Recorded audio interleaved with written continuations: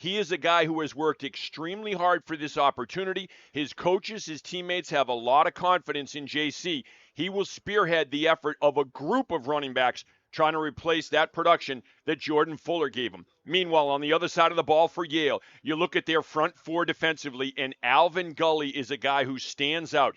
All the coaches on both sides bring his name up right away. One of the keys for Yale today is going to be stopping the run and making Holy Cross one-dimensional. In order to do that, that front four needs to be stout. They are led by Gully.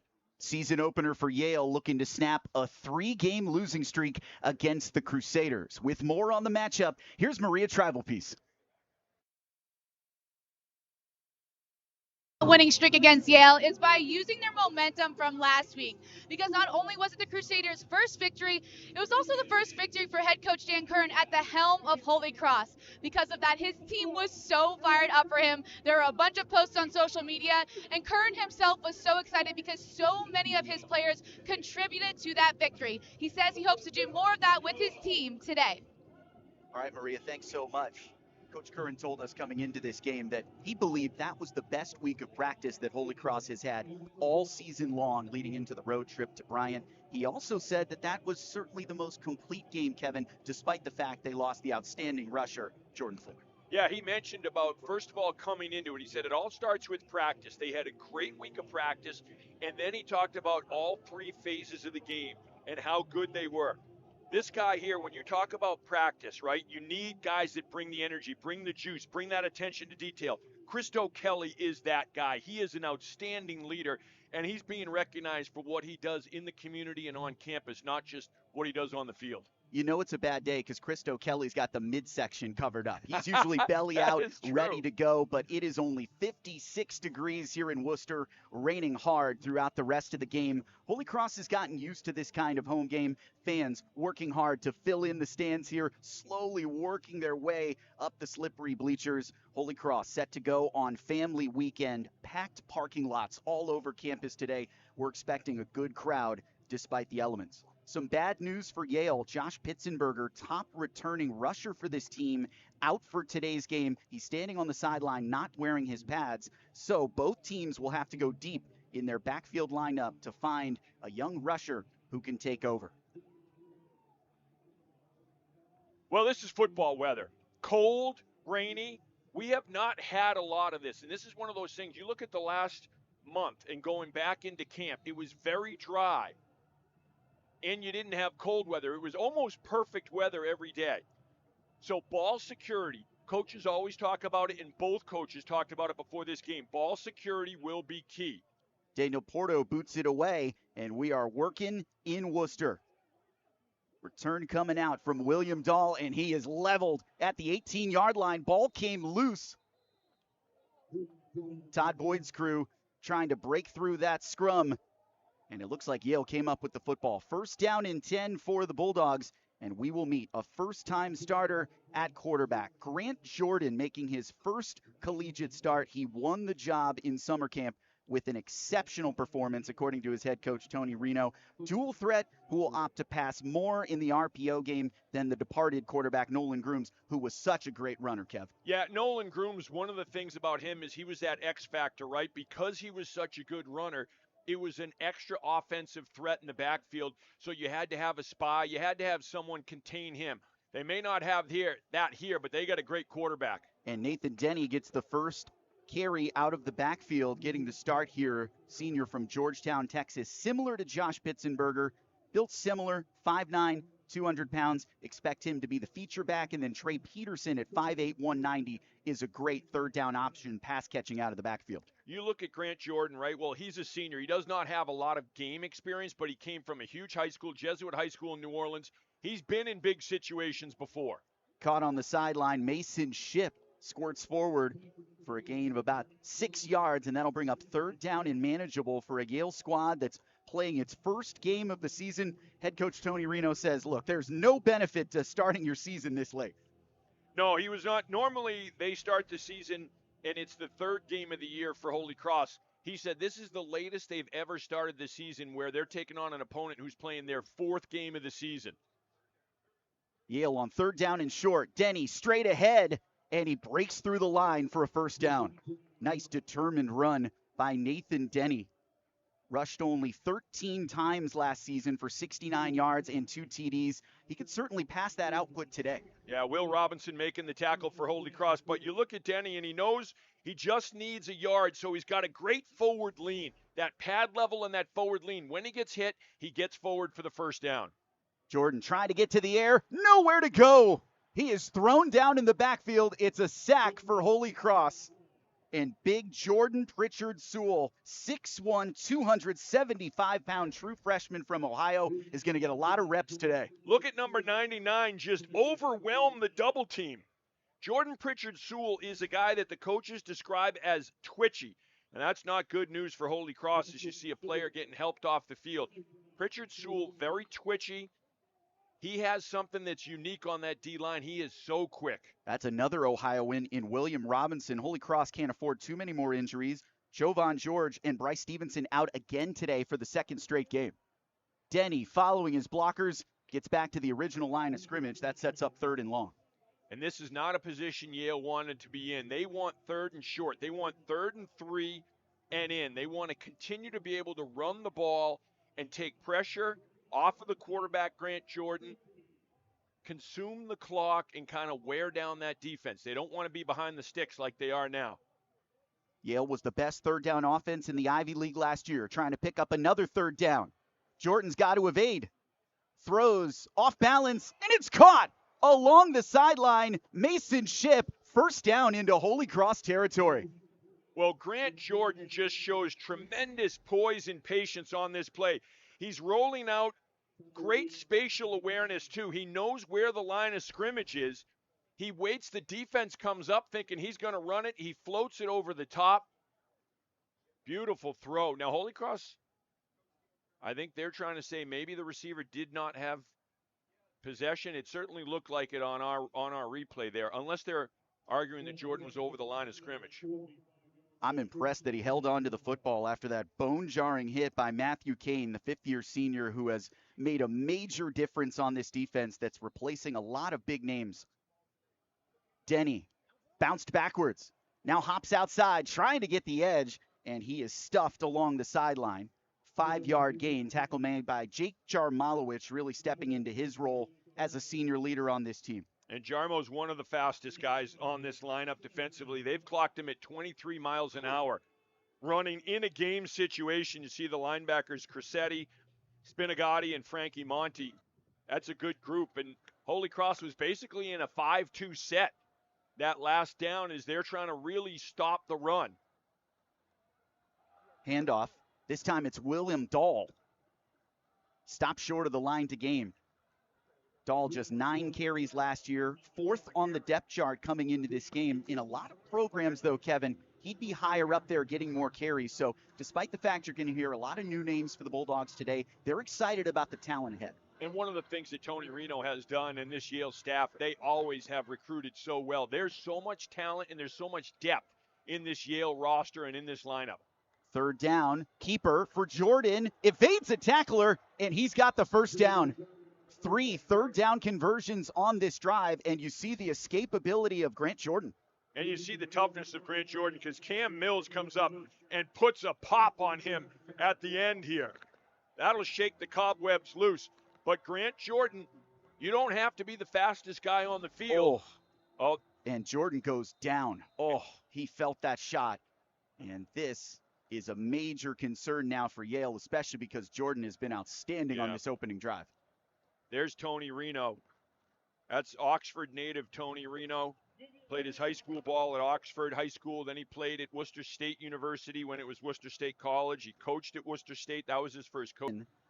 On the junior from Cincinnati, Brogan Mackay did not play last year. In 2022, he took some snaps against Brown, but on the very first offensive drive of the game, the junior from Ohio is forced into action, and we'll see how long he has to play, Kev. Yeah, they're going to really rely on those guys up front right now, and that offensive line to crank up this running attack and take some pressure off of Mackay. They've taken great pressure off on this opening drive. 3 third down conversions. RPO, quick out to the sideline. Nice pass and catch to Chase Nenad, the senior from Mission Viejo, California. From 4th wide receiver last year to third on the depth chart now. There are a lot of missing receivers. Top 3 graduated, 5 of the top 6 gone for the Bulldogs. So there are catches to pass around, and some guys like Ship, Nenad, and Pantelis are going to be battling for those reps. And a great job. Just get Mackay, get those butterflies out. Let him have a short pass. Denny, so reliable. Another gain of 3. That brings up third and manageable. And Holy Cross has struggled on the money down this season defensively, only 34th best in FCS. And Kevin, typically that's not too bad, but for the program standard that's been set with Holy Cross's defense, that's not where they've been the last couple of years. No, and really the first 3 games of this season, they've been more of a bend but don't break defense, and this is where they have stiffened, in the red zone or the fringe red zone. Mackay might have to put it in the air here on third down. Quick check at the line. Denny in the backfield again. Here comes the pressure. Fade pass to the pylon. Oh, what a sensational catch. Touchdown, David Pantelis. Welcome to the Bulldogs. Brogan Mackay, first throw, and it's a touchdown. What an incredible play. Incredible throw by Mackay, but it starts with the recognition at the line of scrimmage. He knows he's got man coverage to his left on the right side of our screen. And he's looking that way the whole way because he's got 2 receivers. Pantelis is running the fly route. He knows it's one-on-one, no safety help, so he can just hang it high and let his receiver run under the ball and adjust to the ball. No adjustment needed. He dropped that right down the chimney.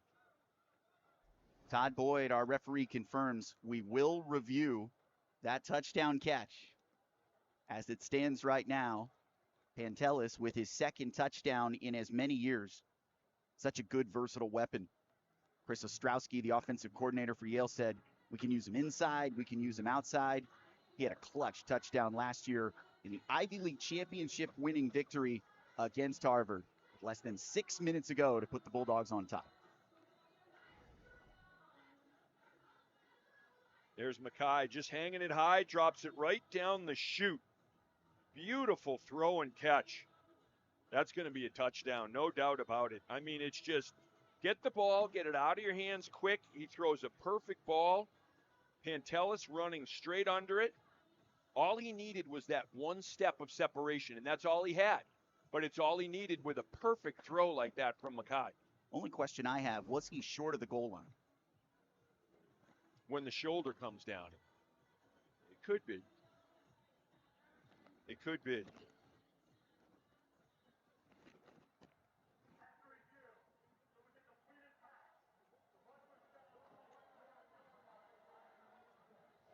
Todd Boyd confirms Pantelis was down a half yard short of the end zone, so Mackay will have to wait for his first collegiate touchdown throw.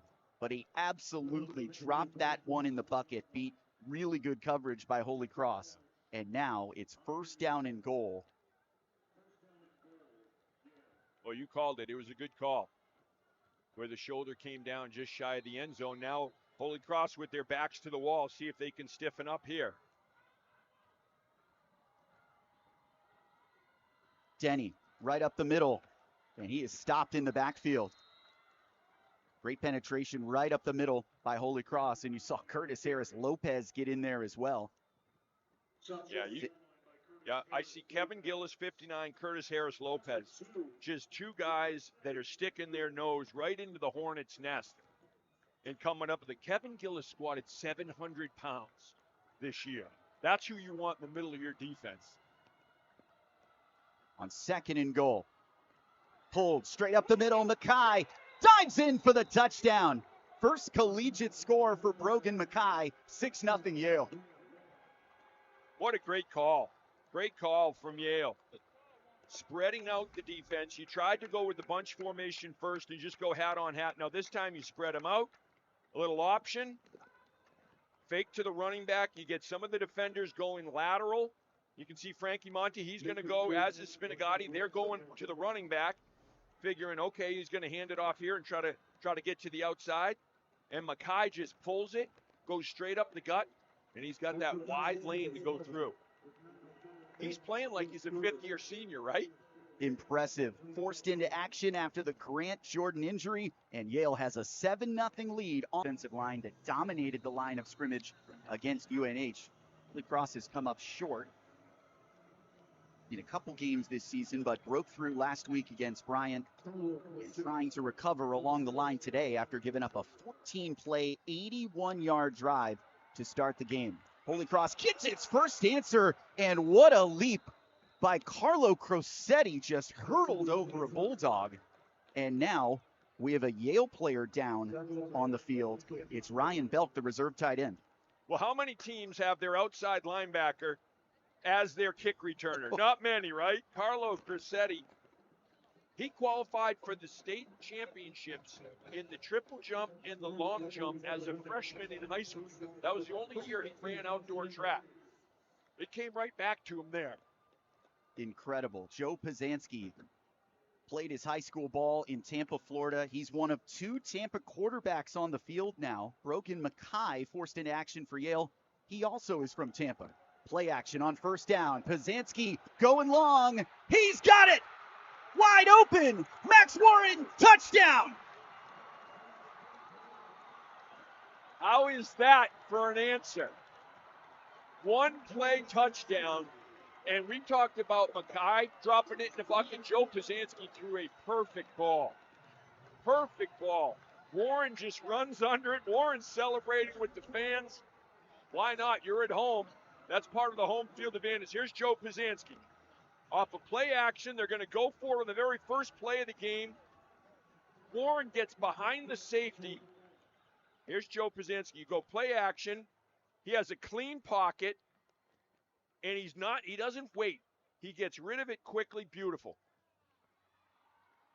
Daniel Porto boots through the extra point, and Max Warren says, calm down, everybody. We've got this under control. After a 14-play, 81-yard drive for Yale, Holy Cross goes 74 yards in 1 play. And who said Joe Pazanski can't stretch the field, huh?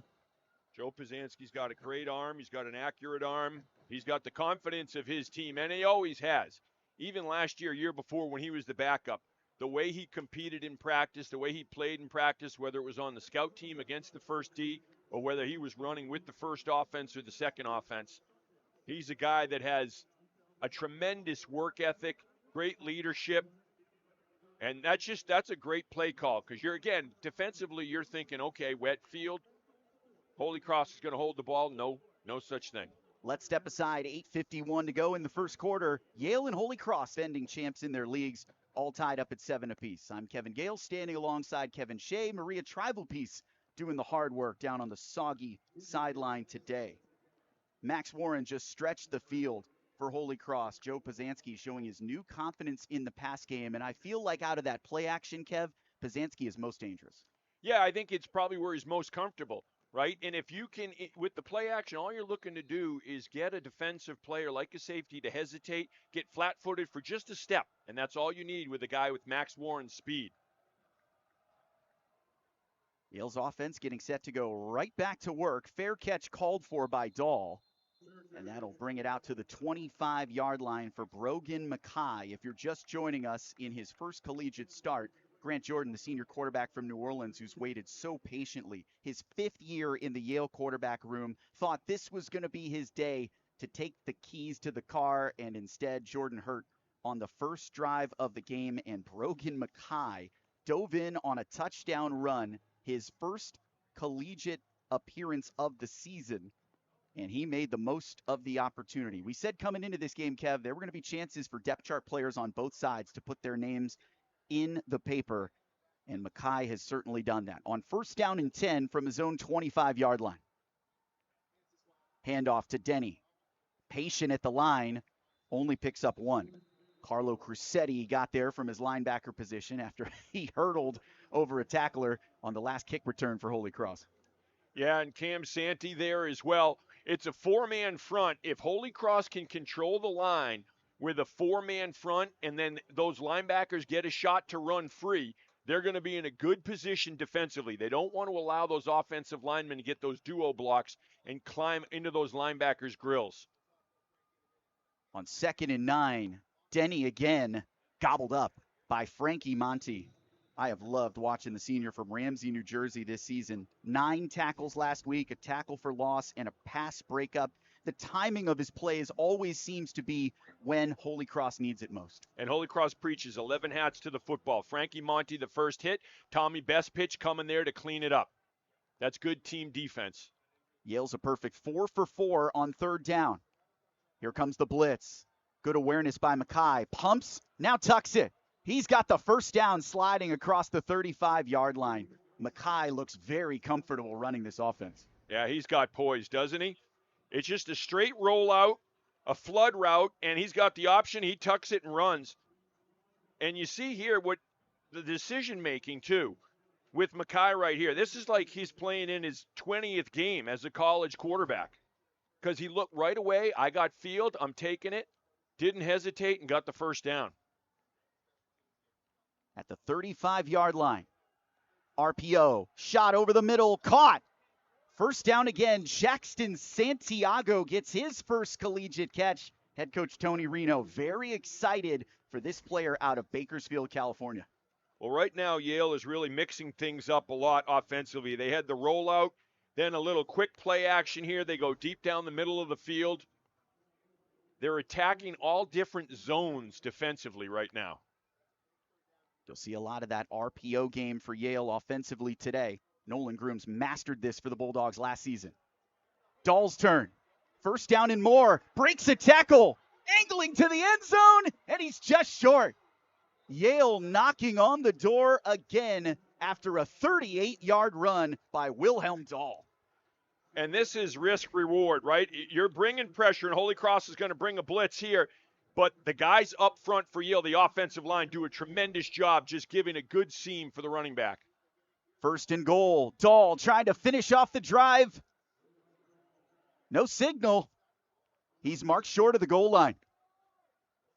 Now touchdown. Well, they waited a bit on this one. Frankie Monty's still on the turf. That's not good news for Holy Cross.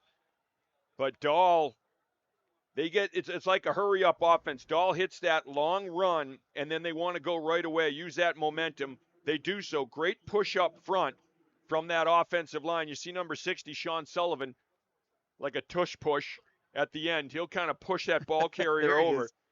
Yep. Sully played his Thanksgiving Day games here at Fitton Field. Extra point is booted through by Nick Conforti. Look at these stats on the opening 2 drives for Yale. 5 for 5 on third down and 2 for 2 in red zone trips as Wilhelm Dahl gets his first touchdown. Chris Ostrowski, the outstanding offensive coordinator for Yale, said this guy is a young player with tremendous talent. You can see the excitement on the sideline today. There are so many questions going into a game 1 on a soggy day like this, already an injury to starting quarterback Grant Jordan. But you can see the confidence that Tony Reno has in these players who you may not have seen them a lot in game action, but they've been studying. They've been working behind the scenes, and they're ready to jump out. You also see the depth, right? Because you got Dahl, who's not even on the 2 deep, and you can see what he does as a running back. You see how talented he is. Mackay coming in as the backup quarterback.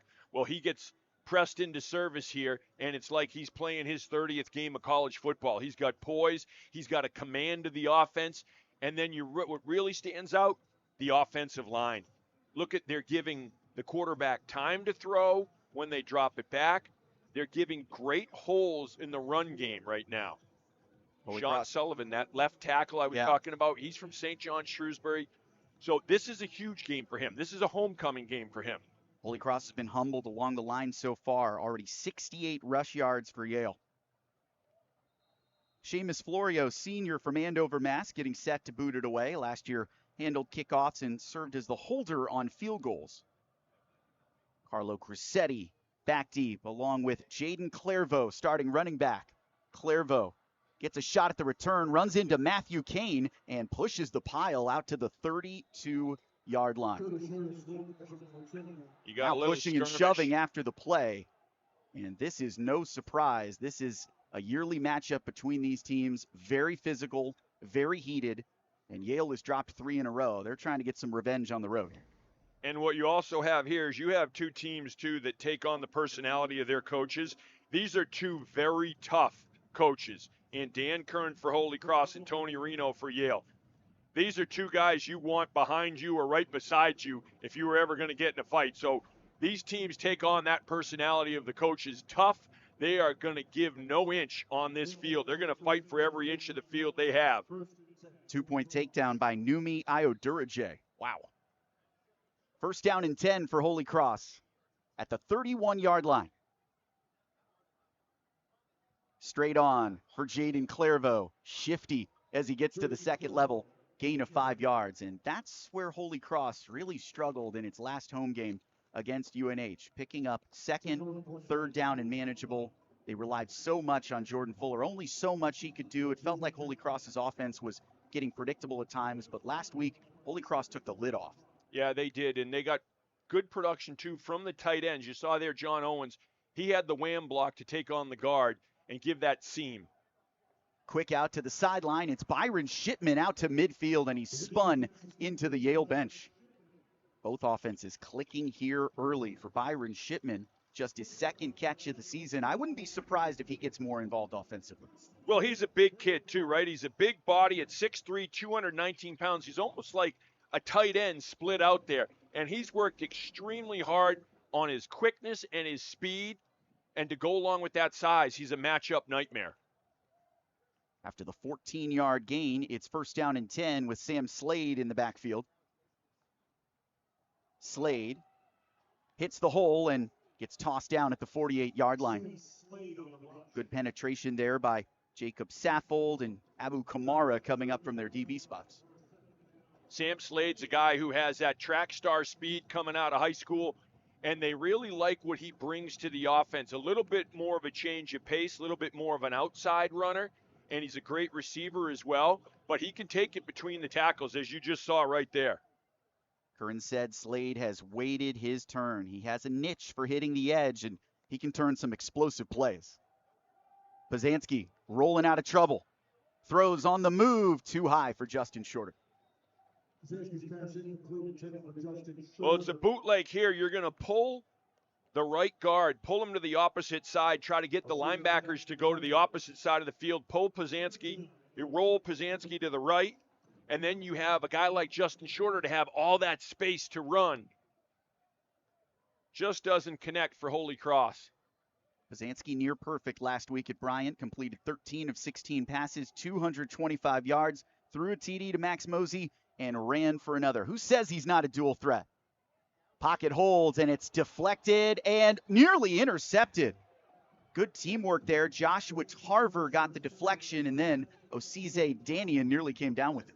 I'd love to see a replay of this one. So Yale's coming. It's a huge blitz here. Joe Pazanski knows he's got to get rid of it quickly. The offensive line does a great job.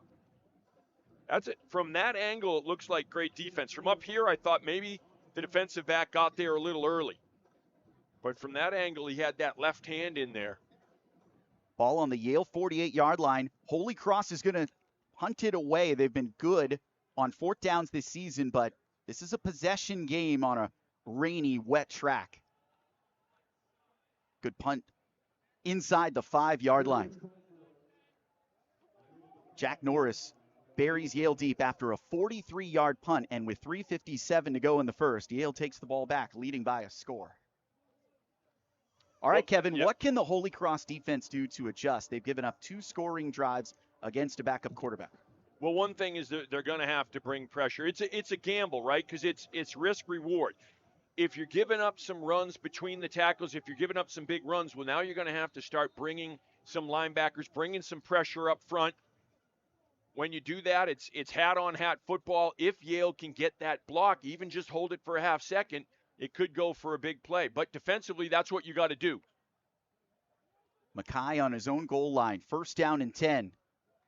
Denny, steady diet here early, kept his legs churning out to the 11-yard line. Denny already in this game, 9 carries for 25 yards. Marco Coleman made the tackle, seeing the depth of the secondary here for Holy Cross. Yeah, Denny's a tough guy to bring down. He's a strong running back. Not a lot of dance in his game. He just goes north and south, and he's got a good forward lean when he runs.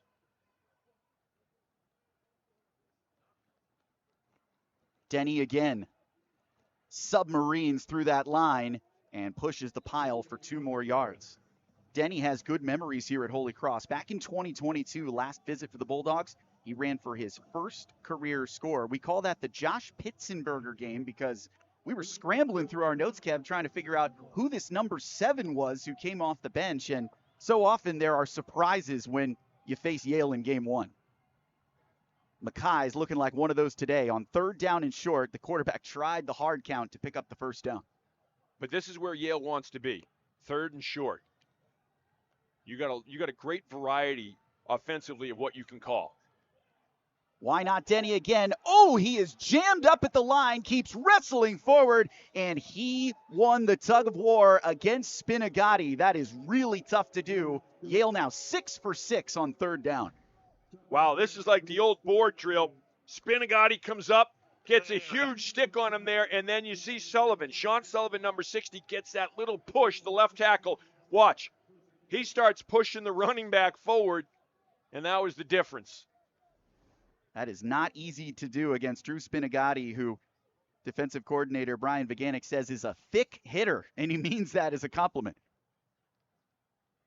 On 1st down and 10, here is Trey Peterson. Little change of pace back, and he is spun down by Spinagati, who gets his revenge. Tackle for loss. Yeah, Drew Spinagati is such a great linebacker for this Holy Cross program. He learned a ton from Jake Dobbs last year as a freshman. And Spinagati just reads this play so quickly, gets to the point of attack, gets in the backfield, stops the ball carrier for no gain. Spinagati with 12 tackles now this season. The sophomore is breaking out. Another Floridian who came up north. On 2nd down and long, Mackay to the air. Dangerous throw, but it's complete. Just short of the line to gain. Little pushing there. David Pantelis had to clear some space. Frankie Monty showing how versatile he is. Because we've all seen what he can do in the run game and how quickly he fills and how he'll take guys on. Cover guys well. And he's almost like another safety out there when they do put him in coverage. Yale back at the line, trying to stay perfect on 3rd down. Shot play, Mackay, miscommunication, well long. And finally, Holy Cross gets off the field on 4th down. That is a great effort from the Holy Cross defense. Because Yale had momentum, and the defense stiffens. Curtis Harris Lopez getting over there, helping out Marco Coleman. And again, because of injuries, Holy Cross has gone to a lot of younger players defensively. The 2 number 19s were in on that play. Coleman on the coverage, and the reserve quarterback, Ty Robinson, made a nice catch on the sideline. Both hands. Justin Shorter back to return.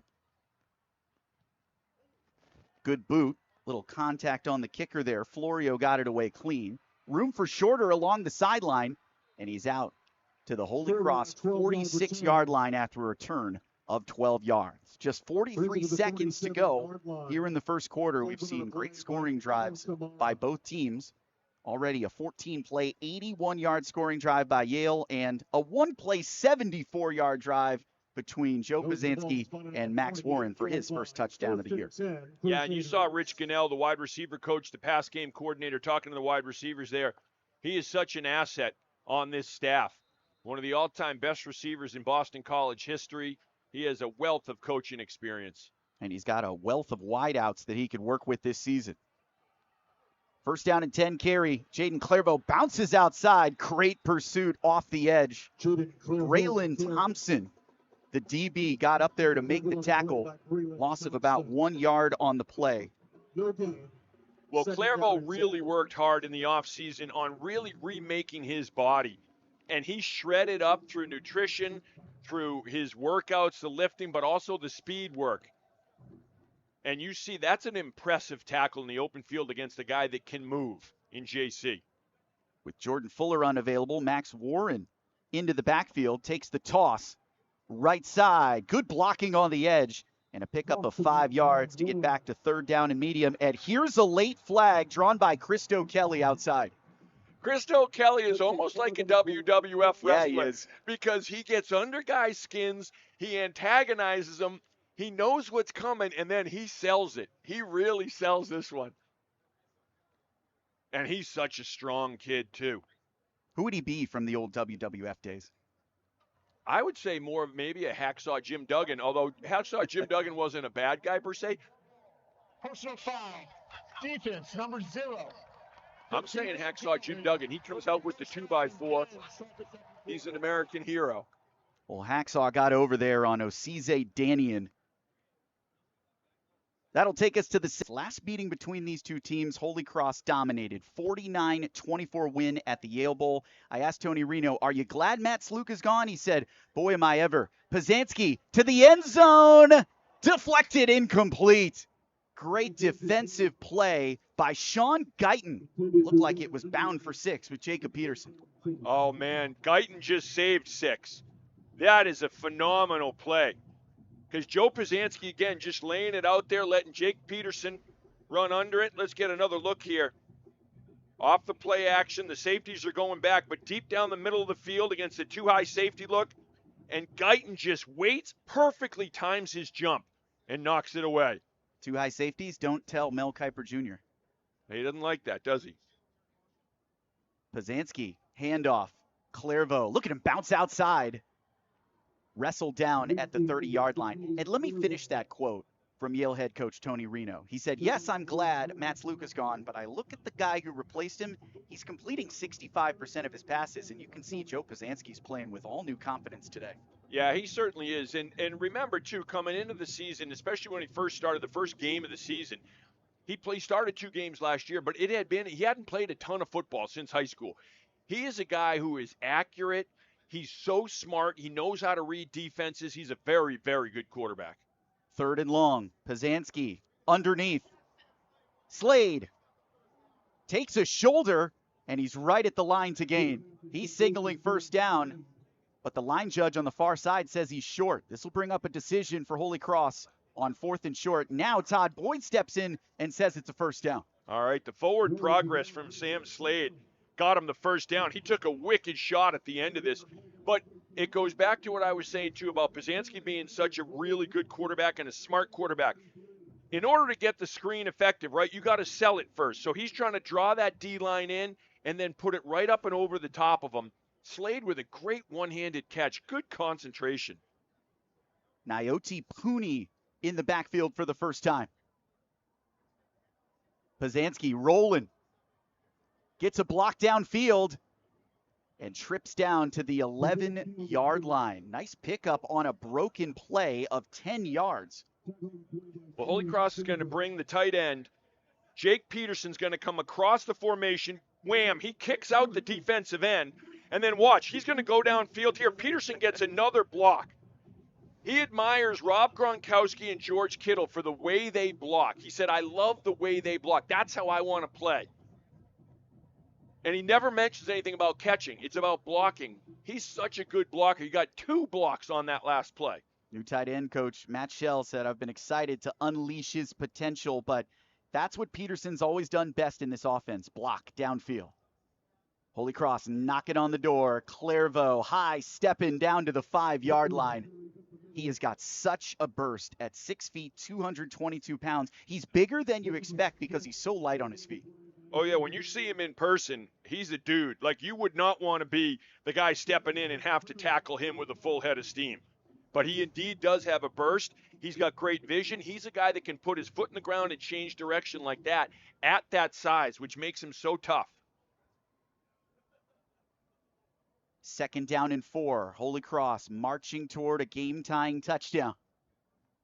Clairvaux straight ahead. Fights his way down to the 1. Well, it'll be a first down if they don't say he got in, which is they're going to say he's just short. That will be a first down, though, for Holy Cross, so it'll be 1st and 10. So look at Max Mosey, 13. The wide receiver comes across the formation and kicks out the defensive end. You want to talk about toughness? You want to talk about attitude? It starts there. Mosey was a quarterback here as a freshman. Then they switched him to wide receiver.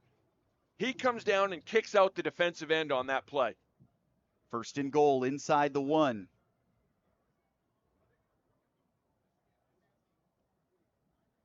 Clairvaux, chance to finish off the drive, gets off the tackle and scores. Jaden Clairvaux, his second touchdown of the season. Well, this comes from all those hours that he put in with Chris Grotzky in the weight room all spring, all summer, and then continuing this fall. Because he has met 4 yards in the backfield. This should have been a loss of 4 on the play. And Clairvaux just able to keep his feet churning, able to have the upper body strength to push that defender off and get into the end zone. Clairvaux had a milestone down in Smithfield last week, his first career touchdown, now make it 2, and Porto with a chance to tie. 14 all here in the second quarter with 11:13 to go. Rain is starting to slow, and both offenses look sharp in the first half. Jaden Clairvaux, get off me, bro. 2 leagues defined by football and academic heritage. How much does it mean for Holy Cross to play these Ivy League teams? Oh, it's huge. It's always been huge, especially for the alums. It may even mean more for the alums than it does the players on the field, because there has always been a great rivalry between the Patriot League, not even the Patriot League and the Ivy League, but more Holy Cross and the Ivy League. And you talk to the older alums, those are games they always circled on the calendar. They always geared up to play the Ivies. And there were generations where the talent was far superior in the Ivy League, even as recently as just before Bob Chesney arrived. But Holy Cross has really leveled the playing field, and the biggest difference has been made along the offensive and defensive lines. Porto skies this kick short of the goal line, taken just outside the 5 by Denny. Skips through some tackles out to the 32-yard line. Nice field position here for Brogan Mackay after the 24-yard return.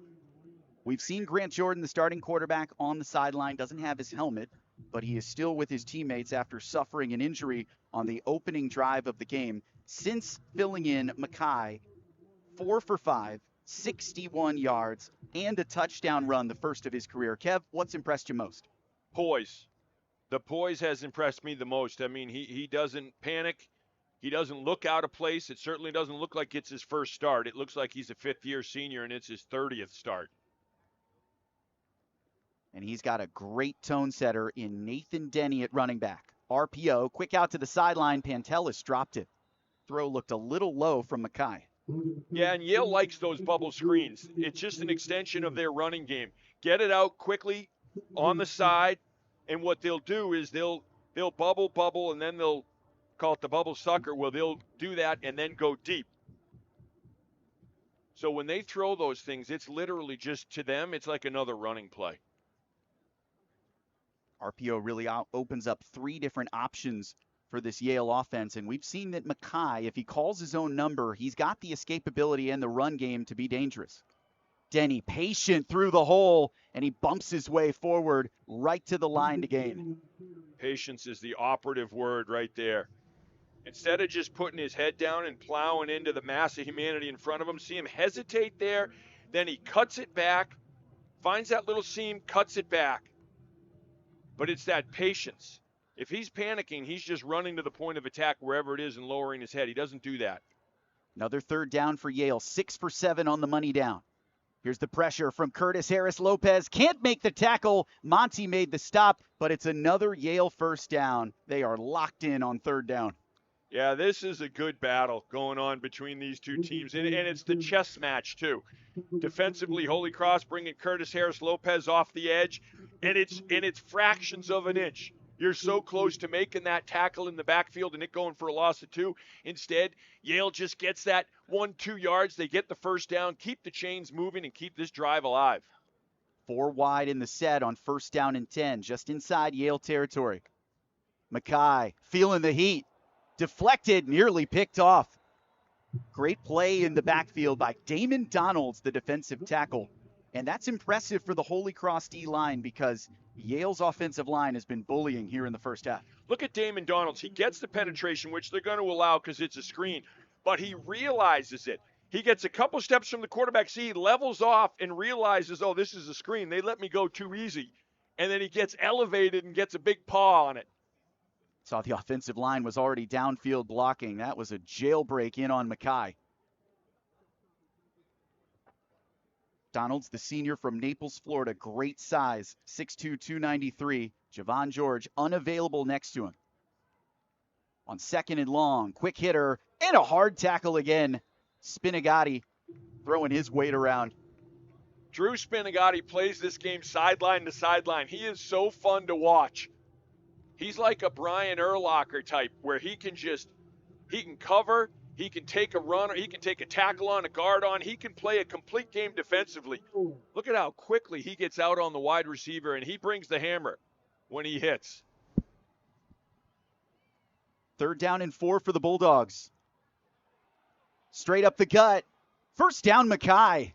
Great elusiveness through the line, and the Yale drive continues. Now 8 for 9 on 3rd down. I'm impressed with Mackay, and you don't have to be the fastest guy. It's that 1 or 2 steps of elusiveness. I'll go with that. Yeah, that's the word. That's the English word. And that's all he does. Just a little shimmy shake, eludes the defender, and gets the first down. Mackay's been the man here in the first half. Play fake, dancing around, pursued, still on his feet, and completes a pass. Denny just kept running, found an open route to the sideline, gain of 6. Again, it's poise. Watch Mackay here. He's flushed out of the pocket, so now he starts going to the right, and now he gets his head around. He's looking downfield, even though Spinagati's coming right up in his grill. The whole time he's looking downfield. How can I continue this play? See that little hop step on the shield? Mackay's got some moves.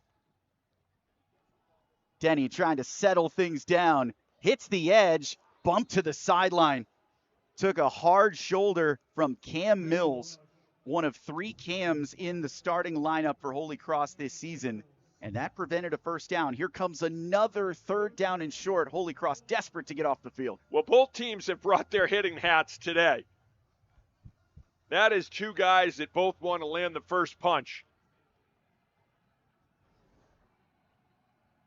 Plenty of big bodies in the set for Yale on 3rd and 1. Denny stood up at the line. Holy Cross gets the stop, but here's a late flag from behind the play. Stop for no gain, flags down on the play. Now, with it coming in late like that, I would think that it's on the offense. But again, Mackay's saying it's not. He's saying it's on the defense.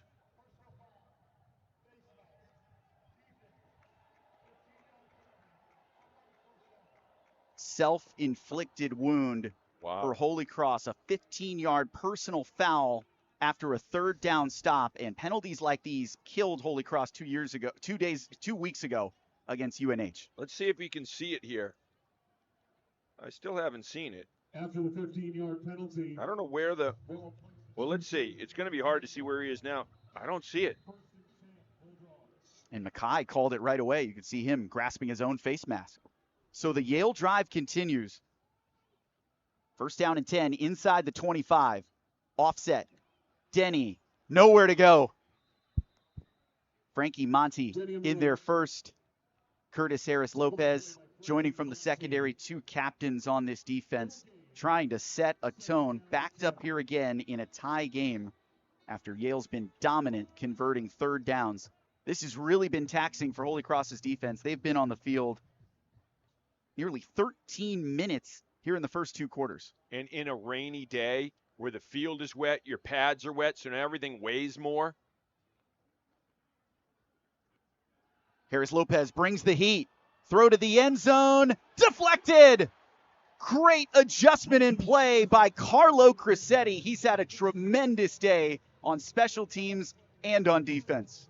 The versatility of Crissetti, and he plays this absolutely perfectly. You'll see him. He's trailing the receiver, so he's busting his butt to get back. When he sees the receiver lift his arms, then Crissetti lifts his. Watch this again. Receiver puts his arms out, Crissetti puts his arms out and knocks it away, and they practice that. It doesn't happen by accident. They work on that in practice. Couldn't have timed it any better. Bunch tight set, 5 wide in the formation on 3rd and 10. Crissetti in pursuit. Mackay throws out of bounds and a flag late. This could be defensive pass interference. Now, let's see if they're going to call interference or holding. If it's holding, it doesn't matter if the ball's catchable or not.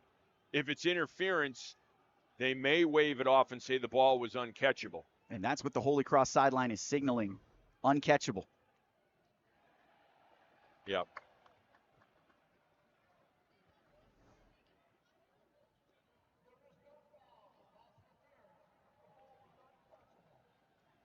Good communication by Todd Boyd's crew to clean up that call. Holy Cross can breathe a sigh of relief. That's that defense, though, bending but not breaking, right? They're on the fringe of the red zone right after a 15-yard penalty, and they bow up and force a field goal attempt. Big moment here for Nick Conforti, the junior kicker from Livingston, New Jersey, looking for his first collegiate field goal from 40 yards, and he nailed it. Conforti puts Yale back in front, 17-14 with 6:40 to go before half. I asked Joe's fighting through the rain on this soggy September Saturday. Entertaining first half, 31 points combined. Yale has a 3-point lead over the homestanding Crusaders on family weekend. A lot of family ties for Holy Cross. Legacy players and coaches in this program this weekend always means more. And you can see a great turnout despite the weather, Kev. Yeah, they've come out. They've come out to support their Crusaders. You got the alums here. You know there's always going to be a huge group coming down from the hills of Chelmsford. The Curran clan is going to support Dan Curran. He said he needed a couple dozen tickets for his home debut as Holy Cross's first-year head coach 2 weeks ago in the loss to UNH. High end-over-end kick. Holy Cross is going to bring it out on the return. Hard hit, and Jaden Clairvaux paid a price. Little bark-in after the play by Abu Kamara. They always talk about being on special teams, and it's like getting in a car accident. That's a perfect example of it right there. Both for Jaden Clairvaux and the Yale player coming in. I mean, just playing with reckless abandon for your body.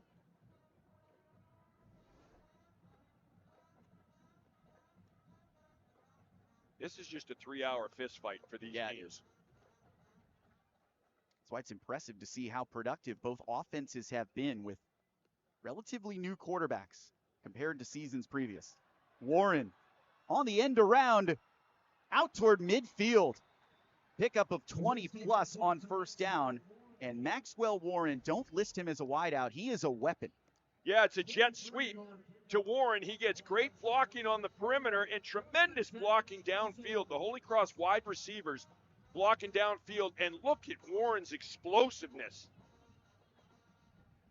His dad was a professional soccer player. Man, he's got speed. Little more breathing room now for Holy Cross near the shield at the 50-yard line. Play action. Pazanski. Plenty of time. Underthrown and deflected down. Abu Kamara breaks up the pass intended for Peterson. And frankly, Peterson had to defend late in that play. Yeah, Kamara does a great job of getting his head around and looking at the quarterback's eyes and seeing when he releases the ball, all the while trying to stay hip to hip with Peterson. Kamara, a sophomore free safety, got some experience playing freshman nickel safety last year. Now settling into his role as the starting free safety. A lot of turnover for these two-time defending Ivy League champs, trying to go 3 in a row for the first time since the early 80s in the Ivy League. Sidestepping. Clairvaux nearly broke it free. Tackled by a shoestring at the Holy Cross 49-yard line. And Clairvaux, the sophomore from Everett, Mass., is looking more and more confident out of the backfield. Career best 80 rush yards last week on 15 carries at Bryant. Today, he's climbing 7 carries for 25 yards. Well, there's no substitute for experience, and he's getting game reps. He's getting live experience. And he's going to get just more and more comfortable, more and more confident. 3rd and 7 for Holy Cross. Just 1 for 2 on the money down. Pazanski fakes the throw. Now toward the Yale sideline. Bumped out, late push at the 43. He's got enough for the first down. Christo Kelly's down there mixing it up. Holy Cross wanted a flag at the end of this one. But this is Joe Pazanski. This is a guy who is just a tireless worker. Now, he got a great job by the O-line of protecting him and giving him a clean pocket. He finds the alley on the right side, takes off, no hesitation from Pazanski, and he is just showing great speed. And there's Christo Kelly, his best friend. He's coming in there saying, you mess with my buddy, you're going to mess with me. Pazanski now with nearly 50 rush yards this season. Definitely his second best weapon, but effective when needed. Inside Yale territory. Quick toss. Oh, and a hard hit. Ball was dropped by Quentin Gregory. Yeah. Yale laid the lumber. They think it's a fumble, but that was clearly incomplete. Yeah, and the official blew it dead right away and said that was incomplete right away. Ayo Durajay is a real hitter from his linebacker spot. Yep, just a quick hit, a slip screen, incomplete from the start there, but you do see the speed of that Yale defense too. This defensive unit, coached by Sean McGowan, such a great coach to talk to, has so much respect for Holy Cross and this yearly rivalry.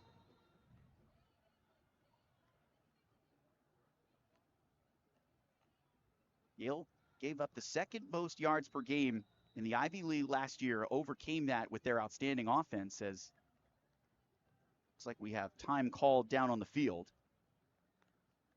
We'll wait for confirmation from Todd Boyd. Only Brown gave up more yards per game last season, 400 per game for the Bears, after Yale gave up 347 through the air per game. On second down and long, Pazanski with 4:48 to go before half. Calls big Jacob Peterson in motion. Slade evades one tackle and makes it a 2-yard gain. Something out of nothing there for Sam Slade. Yeah, that was a good job of Slade with staying with the play. And even Joe Pazanski, too, was staying with the fake. Because after he handed off, he gave a quick little stutter step like he had the ball, and he froze the defensive end. So he coming down in pursuit, that defensive end had to hold up just for a second. And that was enough for Slade to find a little crease on that second and third effort. Seventh play of this drive for Holy Cross. Trying to kill some clock, take it down the field for a go-ahead touchdown before the break. Pazanski all day. Sidearm throw, and it is juggled. Incomplete along the sideline. Looked for a moment like Nathan Schillinger was going to haul it in, but instead it's fourth down, Holy Cross. Yeah, Schillinger's working on man coverage, just going to the outside. Joe Pazanski, see his arm strength. Throws a laser. It's incomplete, and I think the foot came down out of bounds anyway. Yeah, it did. So even if he holds on to that, it's going to be out of bounds. Incomplete, but you do see the arm strength of Joe Pazanski. That was a rope.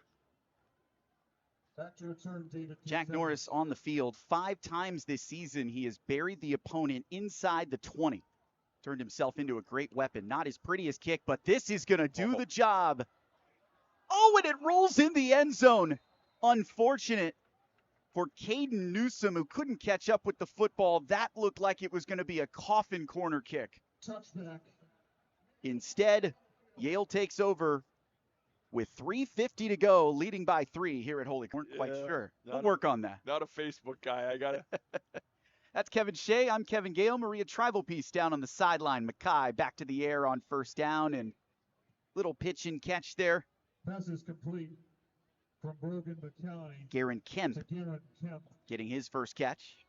Picks up Congratulations are in order for Patriot League media correspondent, our sideline reporter, Maria Tribalpiece, who announced on Patriot League socials earlier this week she is moving on to an exciting new opportunity. We thank her for all of her work to the Patriot League the last few years, and she's going out on a high note, soggy on the sideline here in Worcester. So to anyone who thinks TV is glamorous, just take a look at the conditions she's working through today. She is a pro. Now we're starting to see some new weapons, depth of talent here. Denny out of the backfield has been a nice option today. Mackay forced into action at quarterback. Yale's trying some things out here, Kevin. They've been very good on third down. Well, they've been successful in a large part because of that great depth. That they can roll in the second and third wide receivers, running backs, and they don't skip a beat. Blitz. Holy Cross Monty got there and forced the incompletion. Nobody touched Frankie Monty on his way into the backfield. Great instincts for this starting linebacker and captain on defense. Frankie Monty is the guy that just flies all over the football. His coaches love him, just the way he plays. He plays with a great enthusiasm, a great passion. They send Frankie on the blitz, and he forces that incomplete pass. That's a great stand by the Holy Cross defense. 2:37, too. They should get good field position in plenty of time. Well, I feel like anytime there's a chance at a sack, Matthew Kane gets in there. He wants those half sacks. He's going to get his money's worth. Really rallies to the football. Seamus Florio kicking from his own 10-yard line. Great stop by Holy Cross to get off the field on third down. That's been tough to do in the first half. Shorter made the fair catch at his own 38-yard line. Time for Joe Pazanski and the offense to operate. Still 2:32 to go before halftime after that 37-yard punt. Well, let's see what they dial up. First of all, let's go back to the punt reception right there by Justin Shorter, and that's a great move by him and a smart move to call for the fair catch in bad weather conditions near the end of the half. You want to make sure you just secure the football and give your offense an opportunity. Justin Shorter did that. That is a lot easier. It's a lot harder than it looks. It's easier said than done. Just make the fair catch. In a rainy conditions, cold. Production's fallen off a little bit for Joe Pazanski offensively. Just 3 for 9 through the air here late in the first half. Clairvaux on first down ran into his own blocker, and he is stopped 4 yards behind the line of scrimmage. Tough going there. Tamatoa McDonough made the tackle, the Asheville, North Carolina native. Good last season, looking to break out as a senior. So much turnover on offense and defense for this Yale squad that won back-to-back Ivy League titles. All 3 linebackers are new to the starting lineup. Yeah, and you got guys that may be seniors, but they don't have game experience. They may not have a game experience of a typical senior because of the talent that has been on this roster. And again, that's what makes Yale Yale. That's why they've won 2 straight Ivy League championships. Lots of first-time game experience out there today. Yale, game 1 of the new season, up 17-14 for Holy Cross. But the Crusaders, with a long drive here under quarterback Joe Pazanski, can take the lead into halftime. Holy Cross just 1-2 this season, 2 heartbreaking losses to start the season when 23 points would have been enough to win both of those games. The defense did the job today. It's going to come down to the offense. Pazanski over the middle, dropped. Active hands in the middle. Dean Schaefer has stepped up to a captain defensively at linebacker. Yeah, Dean Schaefer is a guy that just oozes leadership, according to his head coach, Tony Reno. You know, Yale has a tradition. They only elect one captain every year. They have their banquet the day after the last game of the year, which is the Harvard game. The entire team votes, and then a member of the administration, not of the football staff, tallies up the votes. It's unique and it's special, and it means something to get voted in by your peers. There's only one every year. On third down and long, Pazanski sees that Yale pressure coming off the edge. Bringing 6.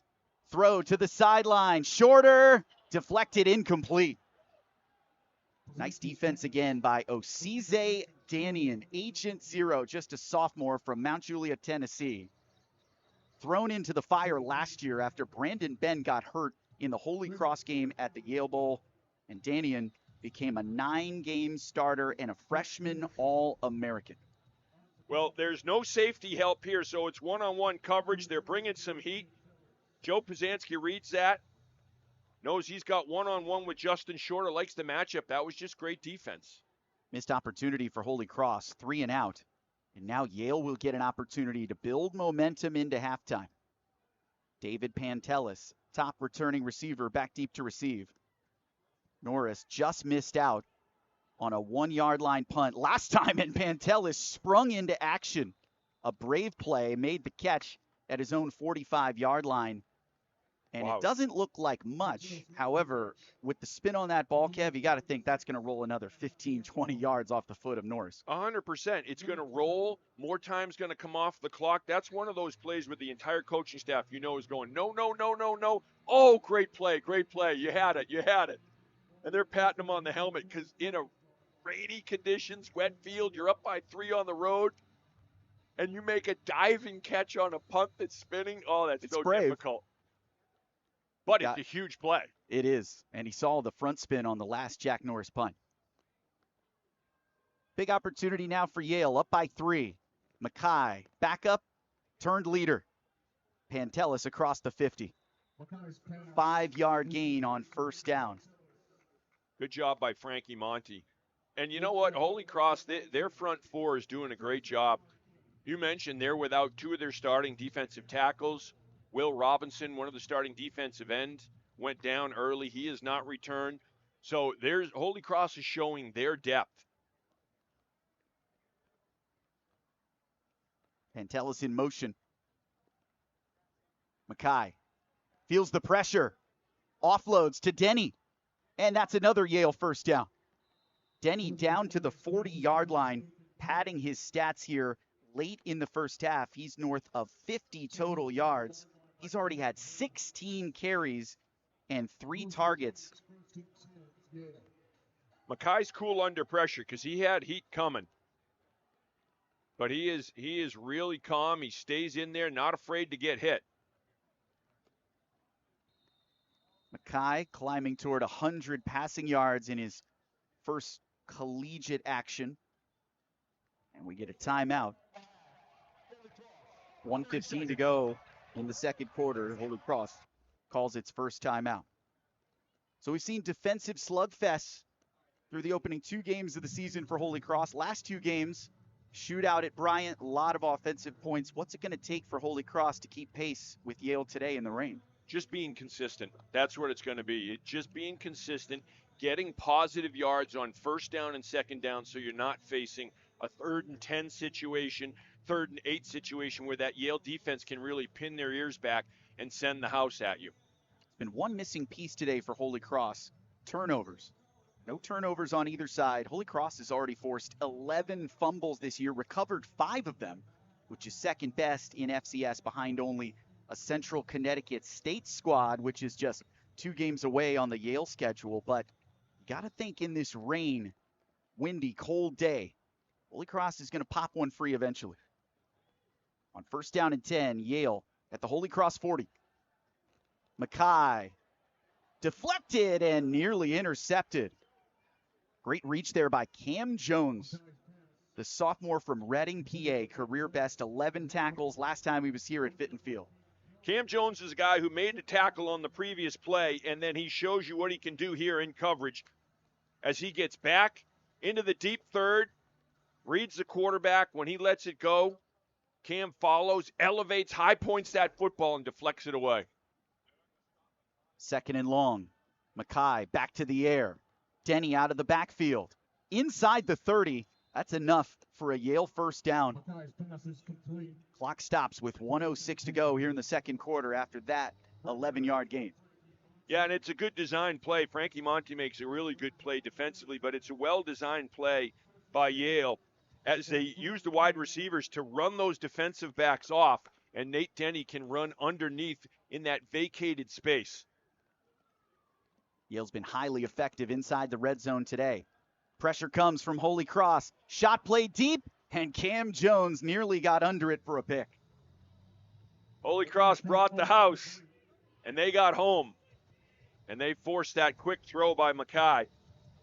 Watch here. They're going to send both linebackers. Second and 10. As they twist, coming through the A-gap there. They even send Jamalowicz as well, the safety. Miscommunication. Ship was running an out, and Mackay was looking for the go. Second and 10. Mackay backpedals, rolls out. Mackay down the sideline, incomplete. Well defended. There were a lot of bodies on that far side of the football field. And Mackay just rolling away from pressure. That time, Holy Cross rushed 4, they dropped 7. And again, it's more of that chess match. The previous play, they brought the house, they're blitzing 3 extra. This time, they rushed 4, they dropped 7, and the coverage was there. Holy Cross is really starting to heat up Mackay. His passing efficiency has dropped, now just 10 for 19 through the air. 3rd and 10. Line holds. Airs it out to the goal line, off the fingertips of Ship. Great coverage again by Cam Jones. What a standout sophomore on this drive. Wow. Jordan Pritchard-Sewell's number 99. He comes straight up the gut, and then Mackay can't step into this throw, and he still throws a great ball. And Jones and Jarmolowicz. So the ball's in the air, and look at Jarmolowicz, the amount of area that he covers while that ball's in the air. Kinforty has already converted his first collegiate field goal today. It's a fake, but the whistles blow. Huge call by Holy Cross head coach Dan Curran. He knew the look wasn't right, and he just spoiled a great play for the Bulldogs. Yeah, he really did. Wow. He really that's did. Impressive, Kev, because Brian Robat, the special teams coordinator for Holy Cross, is not here today. So it's really on Dan Curran to take leadership on special teams. And that's Dan Curran. That's a veteran coach and a veteran football guy. And Curran noticing something in the formation that might not be normal. And boom, quick to call the timeout and adjust his defense accordingly. That's a great play and a great call, really, by Dan Curran. And a brave call by Yale head coach Tony Reno. Knew that the distance might be uncomfortable. Yeah. Look at Dan Curran's resume. Longtime Merrimack head coach. Not very familiar with Tony Reno, who's a local product from Oxford, Mass, but a lot of respect between these two programs. Look at those 2 NEC championship game runs for Merrimack. If you understand some of the budgetary and facility restrictions at Merrimack, that's incredible work by Curran up in North Andover. And he's a guy he's a phenomenal recruiter, but it's easy to see why he's so good when you get to talk to him and you get to know him. He's a great person. Now Kinforty gets his chance from 47, looking for his longest career field goal, well short. So again, how big is that call? We'll find out, in about an hour from now, hour and 10 from now when this game settles up. But you stop because of the timeout. You stop the fake, which looked like it had some room on our side of the field. It looked like they had enough room there to go. And then that field goal comes up short. You still, if you're Holy Cross, you have 1 timeout. You got 43 seconds. I mean, you can get the ball down and at least have a shot at a kick before the end of the half. And you're kicking into the closed end zone, which is what you want to be, where you want to be kicking. Yale forced a 3-and-out last time Pazanski and the Crusaders were on the field. 1st down and 10 at the Holy Cross 28. First carry, it's Slade. Nice pickup of 5. Little breathing room here for Holy Cross. Clock running, 33 seconds to go. Nathaniel Campbell made the tackle at linebacker. And Joe Pazanski was going, let's go, let's go, let's go. This is taking a little too long for Holy Cross. Snap finally comes. Pazanski, deep throw down the sideline. What an incredible catch! Are you kidding me? Max Mosey, Holy Cross in striking range. What a ball from Joe Pazanski. Joe Pazanski, he was staring down the barrel of a gun because the heat was coming right up into his grill. He took a hit and delivered a strike. Clock still moving, 15 seconds to go. Jailbreak. Pazanski hit, and Mosey can't get there. Holy Cross fans wanted a flag in the secondary, didn't get it. Sean Guyton was step for step. Here's another look at Pazanski dropping it in. That's a beautiful throw, and you think of the concentration of Max Mosey. He's got a defender all over him. I mean, that's great coverage. He's on him like a cape, and Mosey comes down with it. That's a kid who, again, was the quarterback his freshman year at Holy Cross. They switched him to receiver. He wasn't really happy about it at first. Guys like Chris Grotzky, guys like Mike Volcano talked to him and said, listen, keep working. You can have a good future as a wide receiver. Mosey lined up near side, 4 wide in the set. Pazanski going through his reads. Has to escape. Out of bounds. That'll stop the clock. With 4 seconds left in the half, Dean Schaefer pushed him out. Let's see. From the look of things right now on that Holy Cross sideline, they're going to go for it here.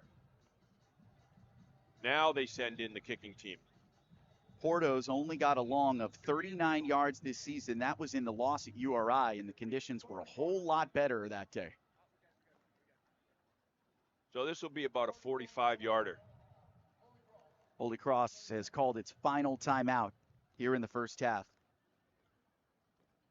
Well, this has been an entertaining first half, hasn't it? Holy Cross talked about starting fast. We want to start faster. It's been a problem. They said, look, if you go back and even look last year before, these teams haven't started fast. So we're going to change up our pregame routine a little bit. We're going to maybe try to get a little more physical in pregame, see what we can do to kind of change that things up. What happens here? Their first play offensively goes for a touchdown strike. They scored 14 points here in the first half. I know they'd like to have a little more consistency offensively in this first half, but it's been an entertaining first half if you're a college football fan.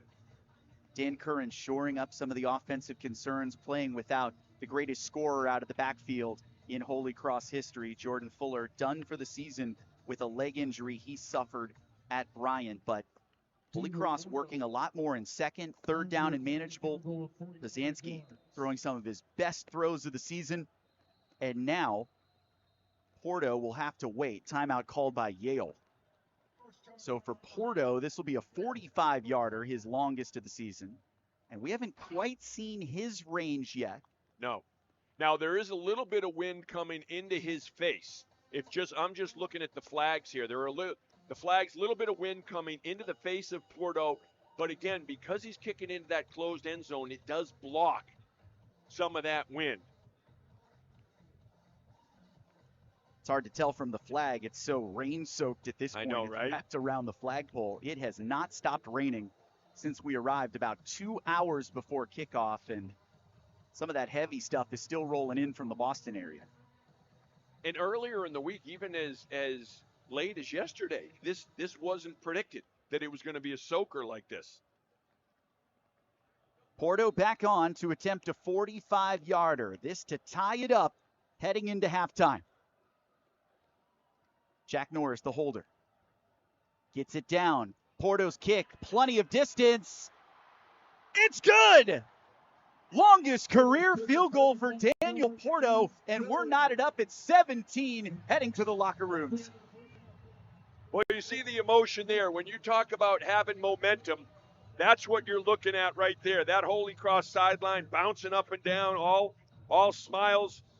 Porto feels like he's in one of those bouncy houses. He doesn't even feel like he's touching the ground. He's like he's 8 years old again at a birthday party.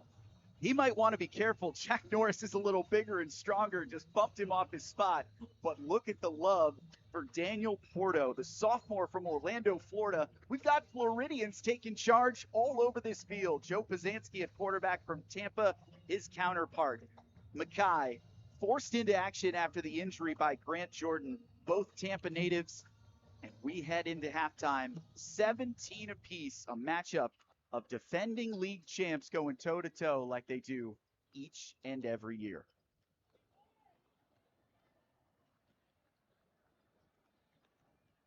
Looks like we won't have an interview with Maria Travelpiece down on the field. Difference-wise is the time of possession. About 19 minutes for Yale and only about 11 for Holy Cross.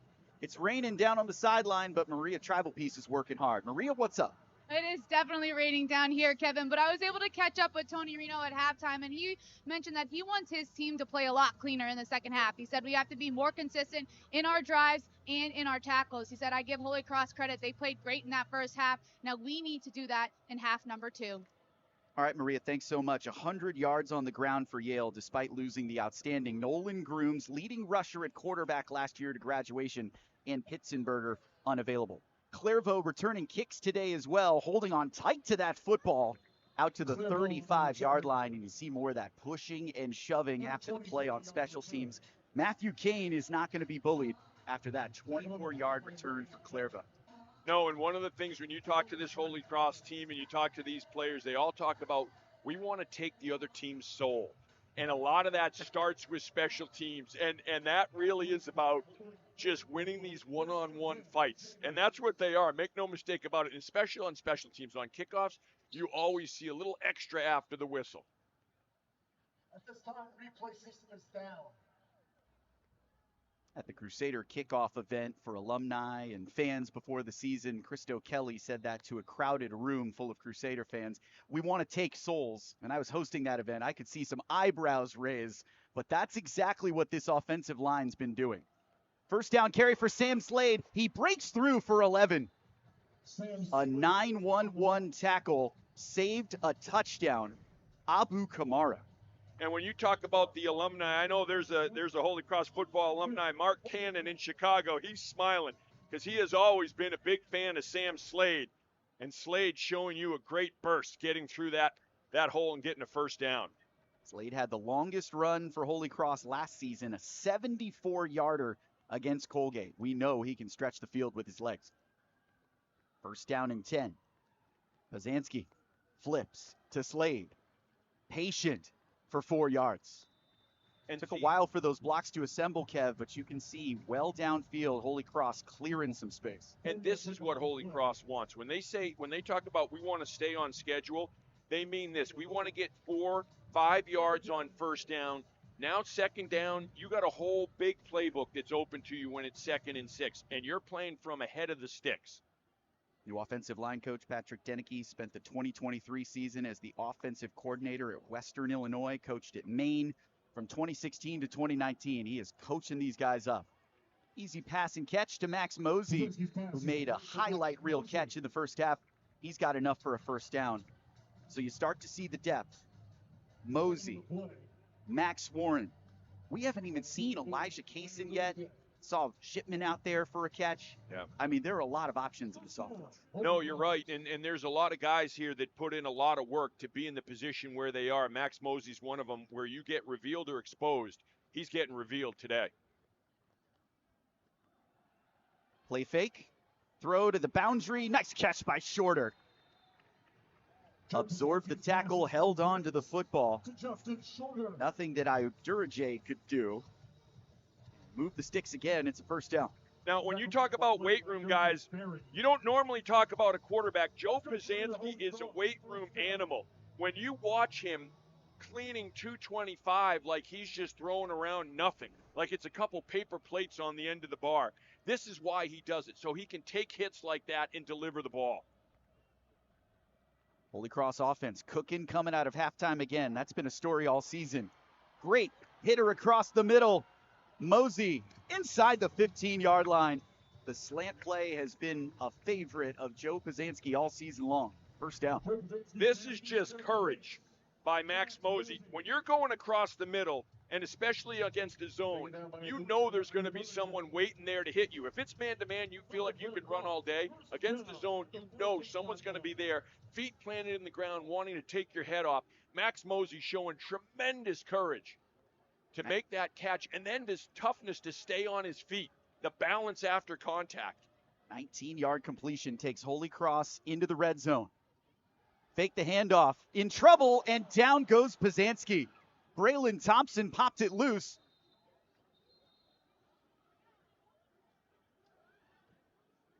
Yale signaling that they've recovered. We'll wait for a call. There's a tug of war going on down there, no doubt. There's wrestling, tug of war. Still no official sign from our officiating crew. Yale has come out with the football. Yep. That's Zarion Jackson-Bass. Pazanski crumbles the 22-yard line. Well, here's another look at it right here. Yale coming free in the tomahawk chop, just knocking that ball free.